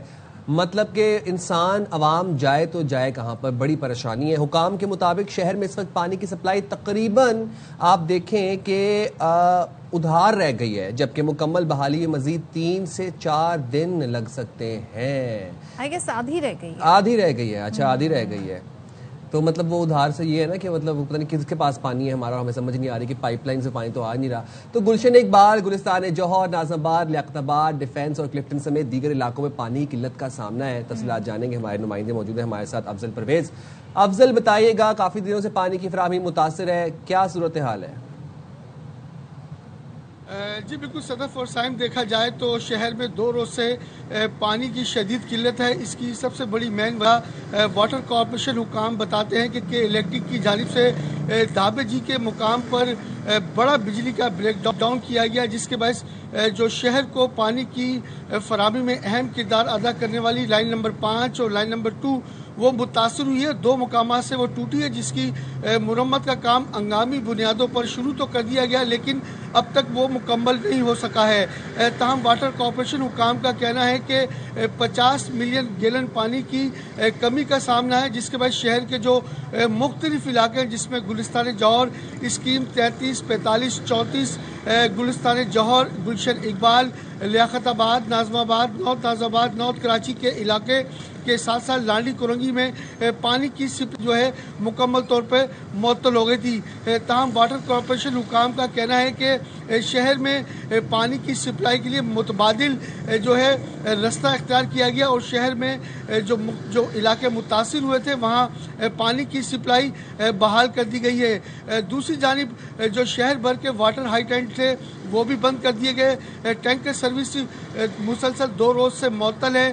تاہم واٹر کارپوریشن حکام کا کہنا ہے کہ یہ جو مرمتی کام ہے یہ 48 گھنٹے لگتے ہیں, لیکن کوشش یہ ہے کہ 33 گھنٹے میں اس کو مکمل کر کے بدھ کی شام کو جو شہر کے مختلف علاقے متاثر ہوئے تھے پانی کے حوالے سے, وہاں پانی کی فراہمی شروع کر دی جائے گی. جی تو افضل, یہ جو سارا ٹیکنیکل کام تھا یہ پہلے سے اسکیجول تھا جو ہونا ہے, روٹین کا کیا یہ کام ہوتا ہے یا یہ اچانک سے ہی کام آ گیا ہے؟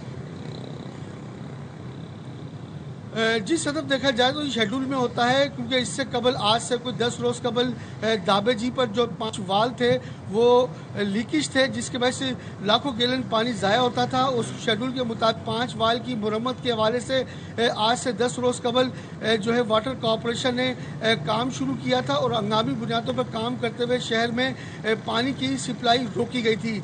تاہم دیکھا جائے تو ایک عجیب صورتحال ہے شہر کی. مسائل تو بہت سارے, لیکن کہ الیکٹرک کی جانب سے شہر میں جو غیر اعلانیہ لوڈ شیڈنگ کی جاتی ہے, اگر پانی آتا ہے تو لائٹ نہیں آتی, لائٹ آتی ہے تو پانی نہیں آتا. یہ اس وقت شہر کی شہریوں کے لیے سب سے زیادہ جو ہے مشکل کا سبب بنا ہوا ہے. جی اچھا, تو ویسے صورتحال بتا رہے ہیں, علاقے بھی آپ بتا رہے ہیں بہت زیادہ متاثر ہیں, تو یہ جو مرمتی کام ہے اس کی کیا گارنٹی ہے کہ جو ٹائم فریم دیا گیا اس میں پورا ہو جائے گا؟ متبادل کیا کریں لوگ, کچھ آپشنز بھی لوگوں کو دیے گئے ہیں کہ نہیں؟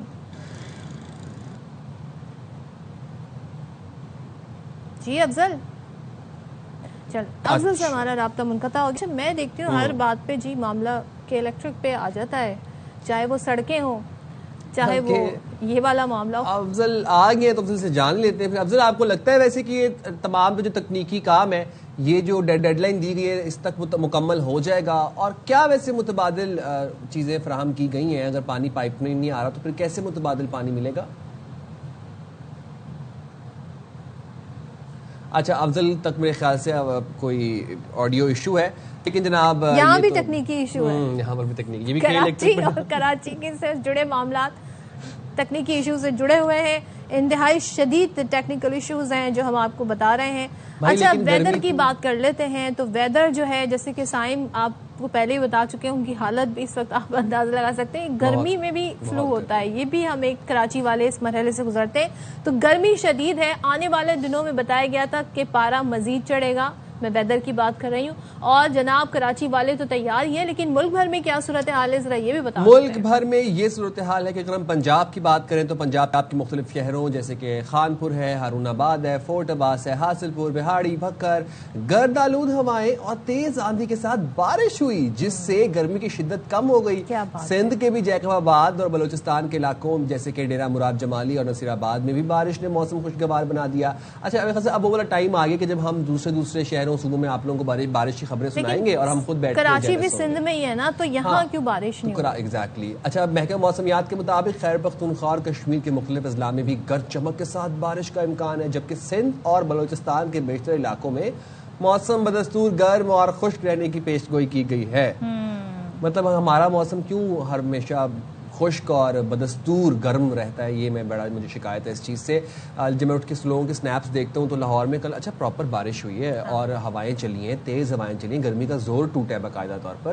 لیکن کراچی میں صبح موسم کچھ مجھے لگ رہا تھا کہ کوئی کہیں نہ کہیں تھوڑا سا کلاؤڈی ہو تھا, جائے گی, لیکن یہ ہے کہ شام میں تھوڑی بہت ٹھنڈی ہوا چل جاتی ہے. اچھا, محکمہ موسمیات جیسے کہ سائم بھی بتا رہے ہیں, مئی کے آغاز سے ہی بتا رہے ہیں ملک بھر میں شدید گرمی کی جو لہر ہے وہ دوبارہ شدت اختیار کر سکتی ہے. ساتھ ساتھ ہم دیکھ رہے ہیں کہ مختلف علاقوں میں بارشوں کا سلسلہ بھی جاری ہے. تو یہ تو ویدر کنڈیشن ہو گئی. اب آپ بھی اپنی ویدر ایپ پہ چیک کرتے رہیے گا, اپنا خیال رکھیے گا. لیکن میں یہاں پہ بریک لے رہی ہوں, بریک کے بعد واپس آتے ہیں.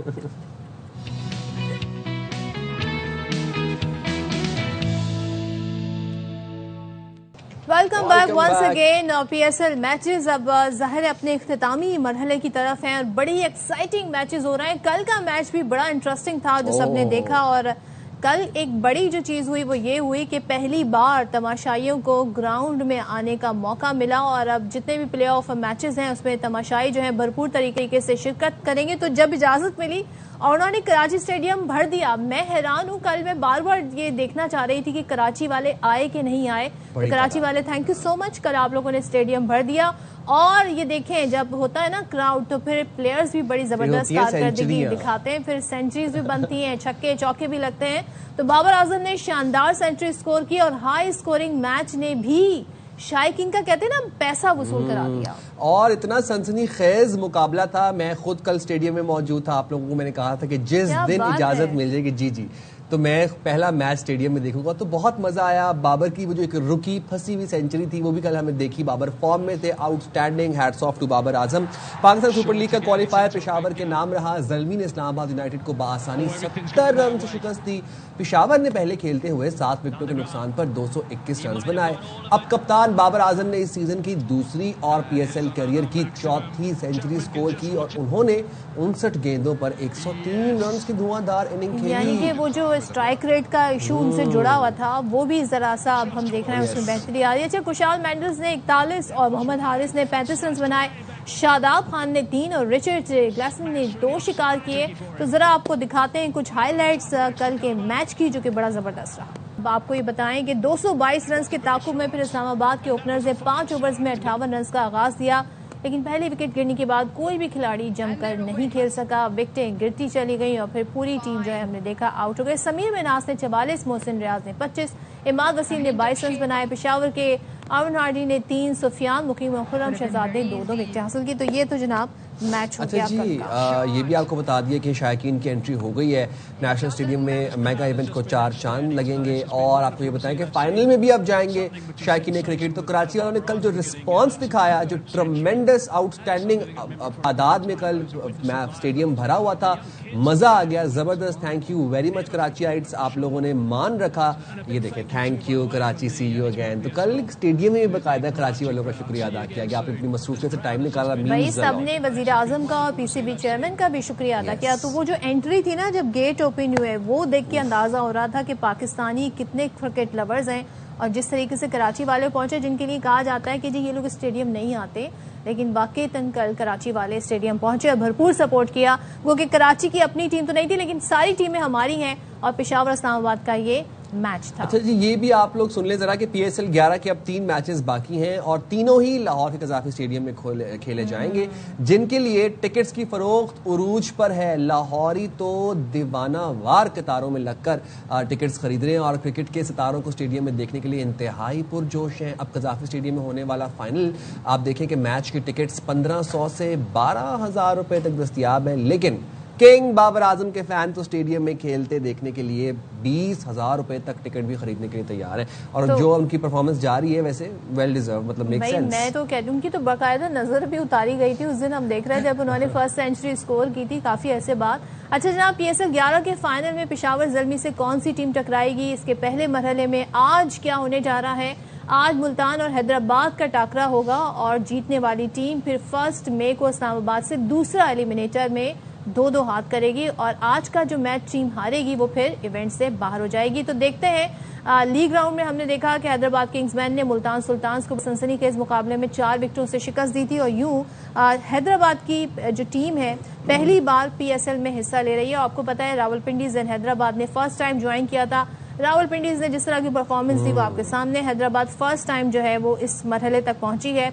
अब देखते हैं जनाब मुल्तान सुल्तान कितना tough time. Generally Sadaf as a cricket lover अगर मैं आपसे पूछूं कि आपको क्या लगता है आपके तर्जे के मुताबिक which team will win PSL 11, what do you think? I think Peshawar जिस तरह नॉन स्टॉप किसी ने कहा था they are playing like Australians, तो वो बड़े जबरदस्त तरीके से खेल रहे हैं, टीम बड़ा ओवरऑल अच्छा परफॉर्म कर रही है। Agreed. तो ये बड़ा कहते हैं ना ऑब्वियस चॉइस भी है, ऑब्वियस गेस भी है। यस मूविंग फॉरवर्ड बात कर लेंगे इसी हवाले से, फिर PSL की रौनकें दोबारा से डबल हो गई हैं, दुगना हो गई हैं, बहाल हो गई हैं, तो बात करेंगे शाहिद हाशमी, नुमाइंदे खुसूसी हमारे साथ मौजूद हैं। शाहिद साहब से अगर आप इजाजत दें मैं पहला सवाल पूछूं। शाहिद साहब, इतने दिनों बाद शायकीन क्रिकेट को मौका मिला स्टेडियम में आने का, और कराची में थोड़ा हमें डर ये था कि इतने अरसे बाद जब फर्स्ट टाइम पब्लिक के लिए ओपन किया तो हो सकता है पब्लिक रिस्पॉन्ड ही कोई ना दे, पब्लिक आए ही ना, जो कि कराची वालों की रिवायत रही, लेकिन कल कराची वालों ने दिखा दिया। सुजरा में बताएगा हाउ वाज द एनवायरनमेंट, कैसा माहौल था, पब्लिक कितनी खुश थी, जरा थोड़ी हमें इस हवाले से आंखों देखा हाल भी बताइए। देखिए, किसी भी क्रिकेट मैच की जान होती है, रूह होते हैं तमाशाई, जब वो तालियां बजाते हैं खिलाड़ियों का हौसला बुलंद होता है, जब वो अपनी नाराजगी का इजहार करते हैं तो प्लेयरों को अंदाजा होता है कि उनकी कारकर्दगी खराब चल रही है। लेकिन कल तो सारे लोगों को इतना जोश व खरोश था, सुबह सवेरे से लोग चाइना ग्राउंड पहुंचना शुरू हो गए थे कि हमें टिकट चाहिए किसी तरह, इसलिए कि इंटरनेशनल जो 17-18 मैच पिछले सीजन में हुए थे वो भी कराची में नहीं हुए थे, कुछ लोग कम आते थे, उस वजह से भी इंटरनेशनल मैच कराची को नहीं मिल रहा था। ये जब मैच मिला तो सुबह सवेरे से लोग ग्राउंड में पहुंचे, टिकट हासिल किए, और क्रिकेट बोर्ड की और इन तमाशाइयों की जितनी भी तारीफ की जाए कम है, अच्छे इंतजाम थे टिकट के। थोड़ा लोगों को शुरू में पानी की तकलीफ हुई, लेकिन फिर पानी भी मिलना शुरू हो गया और टिकट मिले तो वो सब ग्राउंड में पहुंचे और फिर उन्हें शानदार क्वालिटी की क्रिकेट देखने को मिली। बाबर आजम जिनको ज्यादातर लोग देखने के लिए जाते हैं, उन्होंने सेंचुरी स्कोर की। ज़ल्मी जिसके ज्यादातर फैन थे, 70% कल फैन ज़ल्मी के थे और उन्हें खुशी हुई कि उनकी टीम ने बड़ा अच्छा एक मुकाबला जीता। तो कराची की क्रिकेट की रौनकें कल समझे कि एक तरह से जबरदस्त तरीके से बहाल हुई। बाबर का आपने जिक्र किया, बाबर की तो कल जो परफॉर्मेंस हमने देखी, हमें वही किंग फॉर्म बाबर की वापस से नजर आई और बड़ी दुआएं भी की थी हमने कि बाबर अपनी फॉर्म में वापस आ जाए। लगता है आपको कि बाबर की जो परफॉर्मेंस है खासतौर पर कल वाली, वो देख के T20 में वापसी के लिए हेड कोच या फिर सिलेक्टर्स को उन्होंने मुतासर किया है किसी न किसी पॉइंट पे? बिल्कुल किया है मुतासिर, और अल्लाह करे सबकी यही दुआ है कि वो यही फॉर्म, इसी स्टाइल की क्रिकेट इंटरनेशनल क्रिकेट में भी खेलें। ज़्यादातर प्लेयरों के लिए, जो बैटर्स होते हैं उनके लिए कहा जाता है कि वो मैच्योर होते हैं 30 साल के बाद। आप जो रूट को देख लें, आप सचिन तेंदुलकर तो खैर हमेशा से मैच्योर थे और बहुत रन बनाते थे, लेकिन ज़्यादातर बैट्समैन 30 साल की उम्र के बाद मैच्योर होते हैं। बाबर आजम की बैटिंग में जो मैच्योरिटी नजर आ रही है, आप वो अक्टूबर में जाके 31 ईयर्स के होंगे। अच्छा। उनके पास 7, 8, 9 साल के क्रिकेट के अभी उनके पास हैं, बल्कि और भी ज्यादा बैटर तो खेल सकते हैं। बैटर तो 42, 43 तक खेल सकते हैं, तो उनके पास टाइम है, वो खेलें। इंटरनेशनल क्रिकेट में भी इसी तरह से खेलें, पाकिस्तान का नाम रोशन करें, पाकिस्तान को वो फतूहात दिलवाएं जिनका पाकिस्तान को बड़ी सख्ती से इंतजार है। पाकिस्तान इंटरनेशनल लेवल पे, ICC लेवल पे इतनी अच्छी क्रिकेट नहीं खेल रहा है, इतने अच्छे रिजल्ट नहीं मिल रहे हैं, तो अब सब लोगों की नजरें बाबर आजम पर होंगी। और बिल्कुल सही कहा सदफ ने कि उनकी नजर रेगुलरली उतारते रहना चाहिए, उनको खुद भी सत्ता और खैरात बहुत ज्यादा करते रहना चाहिए। लेकिन मुझे थोड़ा सा ये बता दीजिए कि फिर जो माइक हसन ने जो किया वर्ल्ड कप में हमारी टीम के साथ जो किया ही किया, फिर बाबर आजम के साथ जो उन्होंने किया, जिस नंबर पे उनको खिलाया गया, फिर वो भी आज बाबर को अगर हम ये कहें, चलें ये तो हमें देखना है कि इंटरनेशनल मैचेस में, इंटरनेशनल जब प्लेयर्स के साथ मैचेस होंगे तो वो कैसा परफॉर्म करेंगे, असल इम्तिहान तो वो है। لیکن کل بابر نے یہ سارے جو فیصلے ہوئے تھے T20 ورلڈ کپ میں وہ غلط ثابت کیے، اس پر کیا کہیے گا شاہد صاحب؟ بالکل ایسا ہی ہے، اور زیادہ تر لوگوں نے یہی کہا کہ بابر اعظم کو نمبر 4 پہ کھلانا انجسٹس ہے، ناانصافی ہے ان کے ٹیلنٹ کے ساتھ. وہ اگر کھیلیں گے کرکٹ اور T20 کرکٹ کھیلیں گے تو وہ ٹاپ نمبر پہ 1-2 پر ہی کھیلیں گے. بہت بھی اگر انہیں نیچے بھیجا جا سکتا ہے تو 3 نمبر پر، اس لیے کہ پاکستان مشہور ہے اس کے اوپنر جلدی آؤٹ ہو جاتے ہیں، دوسری تیسری بال پہ بھی نمبر 3 کی بیٹنگ آ سکتی ہے. تو بابر اعظم کو ٹاپ کے نمبروں پر نہ کھلانا ناانصافی تھی. پھر ظاہر ہے نمبر 4 پہ ان کی کارکردگی نہیں ہو رہی تھی، تو آخری میچ میں سری لنکا کے خلاف انہیں ڈراپ بھی کر دیا گیا، جو ان کے کریئر میں T20 کریئر میں پہلی دفعہ ہوا کہ انہیں ڈراپ کیا گیا. لیکن اب بابر اعظم نے PSL میں بڑی زبردست پرفارمنس دی ہے. ان کو خود بھی چاہیے کہ وہ اسی انٹینٹ کے ساتھ، اسی ارادے کے ساتھ، اسی لگن کے ساتھ انٹرنیشنل کرکٹ بھی کھیلیں گے، اور کھیلیں گے. وہ ایک اچھے کرکٹر ہی نہیں، اچھے انسان بھی ہیں. کوچز کو بھی چاہیے کہ ان کو ان کے صحیح نمبر پر کھلائیں تاکہ پاکستان ٹیم کو بھی فائدہ ہو. اور شاہد بھائی آج ملتان اور حیدرآباد اسٹیڈیم میں آمنے سامنے ہوں گے، کیا لگ رہا ہے آپ کو کون سی ٹیم کا پلڑا بھاری ہے؟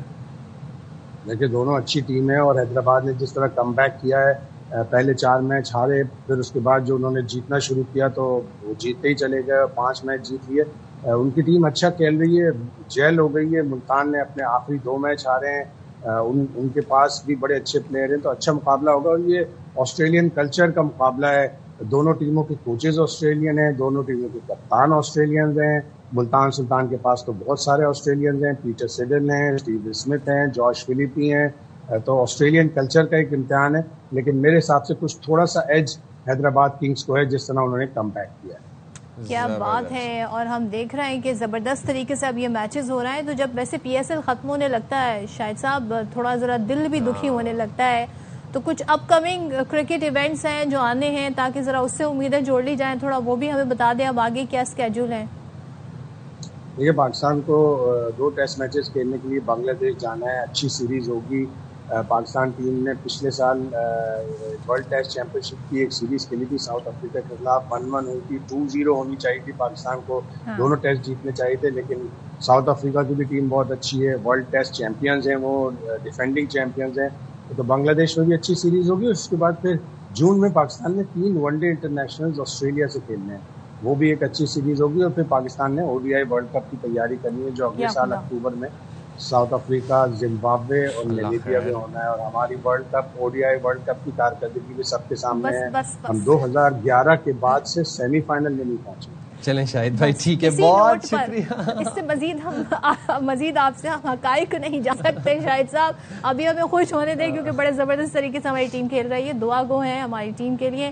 ساری ٹیمیں ہماری ہیں. میں کس ٹیم کی بات بھائی کروں؟ ساری ٹیمیں ہماری ہیں، چاہے وہ پنڈیز ہے، چاہے وہ حیدرآباد ہے، چاہے وہ پرانی ٹیمز ہیں، سب ٹیمز ہماری ہیں. خوشی اس بات کی ہے کہ جو PSL ہے وہ آگے بڑھ رہا ہے، وہ ترقی کر رہا ہے. اور PSL ہے پاکستان کی لیگ، تو کیا بات ہے. تو بڑے بڑے کھلاڑی بھی اس PSL سے جڑے. تو لیٹس سی آج کا میچ کیسا ہوتا ہے اور پھر فائنل تک دیکھتے ہیں کیا صورتحال ہے. And we let you know the updates. But cricket زیادہ ہو رہی ہے تو ظاہر ہے بلے بھی خوب استعمال ہو رہے ہوں گے، اور اتنے بلے استعمال ہو رہے ہیں کہ لکڑی سے بلے بنتے ہیں اور وہ لکڑی کم پڑ گئی ہے.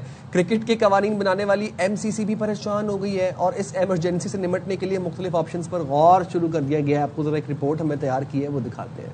زیادہ کرکٹ زیادہ بلے، پاور ہٹنگ سے بلے ٹوٹ رہے ہیں. کرکٹ بیٹ کی مانگ میں زبردست اضافہ ہو رہا ہے، اتنا کہ انگلش لکڑی کم پڑ گئی. زیادہ بیٹس انگلش ولو سے بنتے ہیں جس کا درخت 12 سے 15 سال میں مضبوط لکڑی دیتا ہے. مانگ زیادہ ہے پر لکڑی کم پڑ گئی.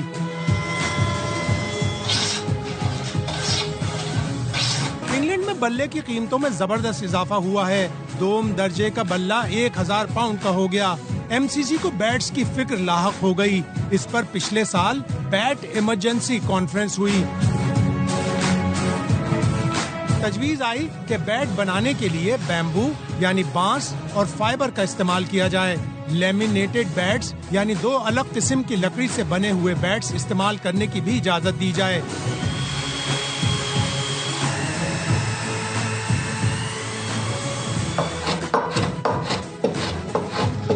MCC کے قاعدے کے مطابق بلہ صرف لکڑی سے بنا ہوا ہونا چاہیے، لیکن اتنی کرکٹ ہو گئی، پاور ہٹنگ ہو گئی تو بلے تو کم پڑیں گے ہی.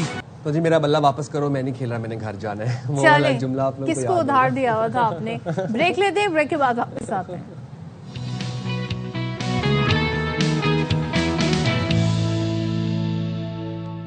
ویلکم بیک جناب. اور اب جو میں جملہ بولنے لگوں شاید یہ آپ لوگوں کے لیے ایک بڑا انسنا سا جملہ ہو کہ انپاپولر ہو. سولر صارفین کے لیے خوشخبری آ گئی فائنلی، اور وہ یہ ہے کہ نیپرا نے 25 کلو واٹ مطلب 25 kVA اور اس سے کم کے سولر صارفین کے لیے لائسنس کی شرط ختم کر دی ہے. لائسنس مطلب لائسنس فی نہیں دینی پڑے گی ان لوگوں کو. ترجمان نیپرا یہ کہتے ہیں کہ نیپرا نے پاور ڈویژن کی درخواست پر لائسنس کی شرط ختم کی. وزیر توانائی اویس لغاری نے 25 kVA اور اس سے کم کے سولر صارفین کے لیے لائسنس کی شرط ختم کرنے کی ہدایت کی تھی. اچھا، اور آپ نے جیسے بتایا کہ اس حوالے سے نیپرا نے پاور ڈویژن کے خط کے بعد نوٹیفیکیشن جاری کر دی. ایک بات بس میں جاننا چاہتی ہوں، ظاہر ہے سولر پینلز لوگ لگاتے ہیں، اس کے لیے لوگوں نے اپنی جمع پونجی، سیونگ، پورا سب کچھ بچا کے رکھا ہوتا ہے کہ جی ہم نے یہ کرنا ہے. لیکن جب اس طرح سے چیزیں آتی ہیں، جب اس طرح سے فیصلے آتے ہیں، کبھی نیٹ میٹرنگ کی بات کی جاتی ہے، کبھی لائسنس کی بات کی جاتی ہے، کبھی ڈیسیجنز آ رہے ہوتے ہیں، کبھی ٹیکس لگانے کی بات کی جا رہی ہوتی ہے، تو اس کے بعد یہ ڈسکریج ہوتی ہے، پبلک ڈسکریج ہوتے ہیں. وہ سوچتے ہیں ہم انویسٹمنٹ کریں کہ نہ کریں. اور ہمیشہ سے یہی بتایا جاتا ہے جی جو اب نئے صارفین ہوں گے نا ان پہ یہ قانون یہ اپلائی ہوں گے. تو یہ بار بار یہ کانسٹنٹ جو چینج ہو رہا ہے نا، یہ بار بار جو اس کو لے کر فیصلے ہو رہے ہیں، ایک جامع پالیسی لے کر آئیں، ایک ہی بار ڈیسائیڈ کر لیں کہ کیا آپ نے کرنا ہے. لیکن تمام تر جو اسٹیک ہولڈرز ہیں ان کو آن بورڈ لے کر اس پر آپ بات کر سکتے ہیں. اور تھوڑا پبلک کا خیال کریں. پہلے ہی وہ اتنے سارے بل دے رہے تھے، لوگوں نے ان بلوں سے بچنے کے لیے سولر پینلز میں انویسٹ کیا. اور یہ جو روز کی چھیڑ چھاڑ ہے نا، اس سے نئے سولر صارفین بہت ڈسکریج ہوتے ہیں. آپ دیکھیں کہ وہ سولر صارفین جنہوں نے انویسٹمنٹس کرنی ہے، ظاہر ہے اگر آپ ایک 3 کلو kVA کا آپ لگواتے ہیں سولر سسٹم گھر میں، وہ آپ کو کاسٹ کرے گا اراؤنڈ 6-6.25 لاکھ. اگر آپ 5 kVA 6 kVA کا لگواتے ہیں 10 سے 12 لاکھ کہیں نہیں گئے. تو 10 سے 12 لاکھ کوئی عام شہری جیب میں لے کے نہیں بیٹھا. وہ ظاہر ہے کہ اپنا کوئی سونا بیچے گا، کوئی ادھار پکڑے گا، کوئی انسٹالمنٹ سے بینک سے لون لے گا، تو اور پھر اپنے گھر کو آکیوپائی کریں گے. تو یہ بڑا ایک خاموش انقلاب تھا گرین ریولوشن کی طرف. اس کو پلیز اس کو انکریج کریں. اگر موٹیویٹ نہیں کر سکتے، پش نہیں کر سکتے، تو پھر آپ اس طرح کی پالیسی کے ساتھ چھیڑ چھاڑ نہ کریں. اور اب سولر پینل صرف سولر پینلز کی بات نہیں ہے، اب سولر پینل سے منسلک اور بھی بہت سی چیزیں ہیں. بھئی آپ یہ دیکھیں ابھی جو حالیہ جو بحران ہوا ہے تو سب کو اندازہ ہوا کہ یہ کتنی امپورٹنس ہے گرین ریولوشن کی. جب ہم بات کرتے ہیں، پہلی بات تو یہ کہ آپ کا ملک جو ہے انوائرمنٹل کلائمیٹ چینج سے سب سے زیادہ متاثر ہے، جبکہ ہماری اس میں کوئی کنٹریبیوشن وہ نہیں ہے، لیکن ہم متاثر ہیں. آئے دن سیلاب آنا اور یہ ساری چیزیں آنا، اس میں یہ بڑا گرین جو گیسز ہیں، جو گرین ہاؤس ہیں، یہ بڑا اہم کردار ادا کرتے ہیں. دوسری بات یہ کہ لوگ جو ہے وہ آئل کنزمپشن کی طرف جو ہے وہ کم ریلائی کرنے لگے. ای وی بائکس آ گئی، ای وی ویکلز آ گئی ہیں. اس کو ہمیں زیادہ انکریج کرنا چاہیے بجائے لوگوں کو ڈسکریج کرنے. اور لوگ اب دیکھیں ڈسکو سے بھروسہ نہیں کر رہے ہیں، ہیسکو لیسکو پہ نہیں بھروسہ کر رہے، وہ اپنی چھت کے اوپر لگے پینل کے اوپر بھروسہ کر رہے ہیں، اور اسی کے اوپر وہ ان کا ڈیسیژن میکنگ موٹیویٹ ہوتی ہے، اور اسی بھروسے وہ پھر ای وی گاڑیاں لے رہے ہیں. ای وی بائکس آج کل آنا شروع ہو گئی، ای وی بائکس لے رہے ہیں. تو کہاں سے چارج کریں گے؟ کیونکہ وہ ڈسکوز کے اوپر تو ڈیپینڈنٹ نہیں ہے، وہ تو اپنے پینل سے چارج کریں گے. تو یہ ایک پینل سے جو ہے نا منسلک بہت سی چیزیں ہیں. پلیز ان کے ساتھ چھیڑ چھاڑ نہ کی جائے. اگر ہم ان کو ان کو انکریج نہیں کر سکتے تو ڈسکریج بھی نہ کیا جائے. جو آٹو پہ ہونے دیں. پبلک کے نمائندے پارلیمنٹ میں بیٹھے ہیں، جن کو لوگ ووٹ دے کر بھیجتے ہیں تاکہ وہ ان کی آواز اٹھائیں، ان کو آواز بننا چاہیے، اور باقاعدہ اس پر ڈسکشن پارلیمنٹ میں ہونی چاہیے کہ پبلک کی کیا ڈیمانڈ ہے، پبلک اس وقت چاہتی کیا ہے، ان کی زندگی میں ریلیف کیسے آئے، اس طرف ہمیں بڑھنا چاہیے. چلیں جی، آپ ذرا جب ہم کہتے ہیں نا ان ساری چیزوں کی بات کریں تو اسی سے جڑا ایک بڑا معاملہ، کیونکہ ان چیزوں کا امپیکٹ ہمارے ماحول پر بھی آتا ہے، ہمارے ویدر پر بھی آتا ہے، کلائمیٹ پر بھی آتا ہے. کراچی کی ذرا بات کر لیتے ہیں، کیونکہ کراچی میں جب گرمی پڑتی ہے تو بہت سارے ایشوز پھر ڈسکشن میں آتے ہیں. کراچی کا سبزہ کہاں گیا؟ آپ جگہ جگہ دیکھیں، یہ کانکریٹ کا پورا ایک جنگل بن گیا ہے. گو کہ جس طرح ٹوٹی پھوٹی سڑکیں، وہ ایک الگ کہانی، وہ ایک الگ دکھ ہے ہمارا، ایک الگ درد ہے. لیکن یہاں پر آپ کو سبزہ نہیں کہیں دکھائی دیتا ہے. اس وقت اگر میں پارے کی بات کروں تو ابھی ہم اپریل کے اینڈ میں تقریباً یہاں پر 36 سے 40 ڈگری سینٹی گریڈ جو ہے وہ پہنچ جاتا ہے اکثر و بیشتر. اب اس کی بڑی وجہ کیا ہے؟ درختوں کا خاتمہ، سبزے کا نہ ہونا. بتایا جا رہا ہے کہ کراچی میں جی جو شہر کا جو گرین کوریج ایریا ہے وہ گھٹ کر تقریباً 2% رہ گیا ہے. آپ سوچیں کہ اگر اب ہم بڑی میں سادہ اگر بات کروں نا کہ اب چراغ لے کے بھی ڈھونڈیں تو شاد و نادر کوئی درخت نظر آتا ہے کراچی کے اندر. سبزہ نہ ہونے کے برابر ہے, نہ ہونے کے برابر ہے. مجھے کوئی ایک پارک آپ لوگ فیڈ بیک میں کامنٹ سے بتا دیجیے گا جہاں پر بڑے سرسبز و شاداب آپ کو درخت ملے, کوئی ایسا پکنک پوائنٹ, کوئی ایسا فیملی پوائنٹ بتا دیجیے گا. نہیں ہے, بالکل نہیں ہے. تو اب اس کی وجہ سے ہو کیا رہا ہے کہ بہت سی اسپیشیز پرندوں کی انڈینجر ہو رہی ہیں. ہمارا جو گرین ہاؤس افیکٹس ہے, جو گیسز ہیں, وہ انکریز ہوتا جا رہا ہے. گرمی سے گرم ہوتی جا رہی ہے, سردیاں آتی ہیں تو شدید سردی. اس کے بعد جو رین فال کا سارا جو سسٹم ہے وہ ڈسٹربڈ ہوا ہوا ہے. اور ابھی آپ سوچیں کہ جب مونسون آتا ہے تو پھر ہم یہاں پر اربن فلڈنگ کی بات کرتے ہیں. وہ کیوں کرتے ہیں؟ کیونکہ سبزہ ہی نہیں ہے ہمارے پاس یہاں پر, پلس انفراسٹرکچر, بہت سارے ایشوز بھی ہیں. چلیں جی, تو اس پہ بات کر لیتے ہیں, اس کی وجوہات کیا ہیں, اس سے ایک شارٹ ٹرم لانگ ٹرم کیسے نمٹا جا سکتا ہے. ہمارے ساتھ اسٹوڈیوز میں موجود ہیں ترجمان horticulture society of Pakistan Rafi الحق صاحب. السلام علیکم رفیع صاحب. السلام علیکم سر. یہ 2% رہ گیا کراچی کا سبزہ, ہونا کتنا چاہیے تھا اور یہ کتنی جلدی اس 2% پر آیا ہے؟ بسم اللہ الرحمن الرحیم. سب سے پہلے تو آپ کا شکریہ کہ آپ نے مدعو کیا, لیکن اس سے پہلے کہ ہم موضوع پر آئیں, ایک مختصر سا ایک تعزیت نامہ ہے جو کہ ہمارے ایک بڑے قریبی دوست سینئر مربی ڈاکٹر پرویز امیر کی رحلت جو کل انتقال کر گئے لاہور میں, اور ڈاکٹر امیر محمد ایک بہت بڑا نام ہے اس ملک کے ایگریکلچر کی تاریخ میں. ان کے صاحبزادے تھے اور ان کے بہت ساری کنٹریبیوشن ہیں قومی لیول پر, تو ان کی مغفرت کے لیے اور ان کے لیے یہ تو اس کے اب آتے ہیں ذرا ہم ٹاپک پر. بالکل آپ کا کہنا درست ہے. اصل میں 2008 کے ایک اعداد و شمار کے مطابق یہ سبزہ 8% تھا. 8% تھا 2008 میں؟ جی ہاں. اصل میں ہم بہت ساری چیزیں رفتہ رازداری کے ساتھ ہوئیں. کچھ ترقیاتی منصوبے آئے. نارتھ نظام آباد کا یعنی ڈسٹرکٹ سینٹرل میں ہمارا ایک میجر چنک جو ہے وہ گرین لائن نے چبایا. جو درخت ڈسپلیس ہوئے ان کی ریپلیسمنٹ, ظاہر سی بات ہے وہ میچور درخت تھے, ان کی ریپلیسمنٹ جب ہوتی ہے اس کو میچور ہونے میں وقت لگتا ہے. تو یہ بڑے صبر آزما کام ہوتا ہے. جو درخت لگائے گئے تھے وہ ایک دن میں نہیں لگائے گئے. 18 سال میں 6% سبزہ غائب ہو گیا, ختم ہو گیا کراچی. جی ہاں, اس کے کئی وجوہات. ہم نے ترجیح ہے نا, ہمارے عنان حکومت میں یا جتنے بھی لوگ ہیں ان کی ترجیح یہ تھی کہ ہم نے سبزہ ورسز کنکریٹ کر دیا. اب ہائی رائزز ہونے لگے, ہائی ڈینسٹی ایریا بننے شروع ہو گئے. جو پہلے ہمارے جو بلڈنگ کوڈس تھے کہ ایک بنگلو میں 33%, جہاں تک مجھے یاد پڑتا ہے 33% گرین ایریا آپ کو اسپیس چھوڑنی تھی تاکہ ویل وینٹیلیٹڈ ہو.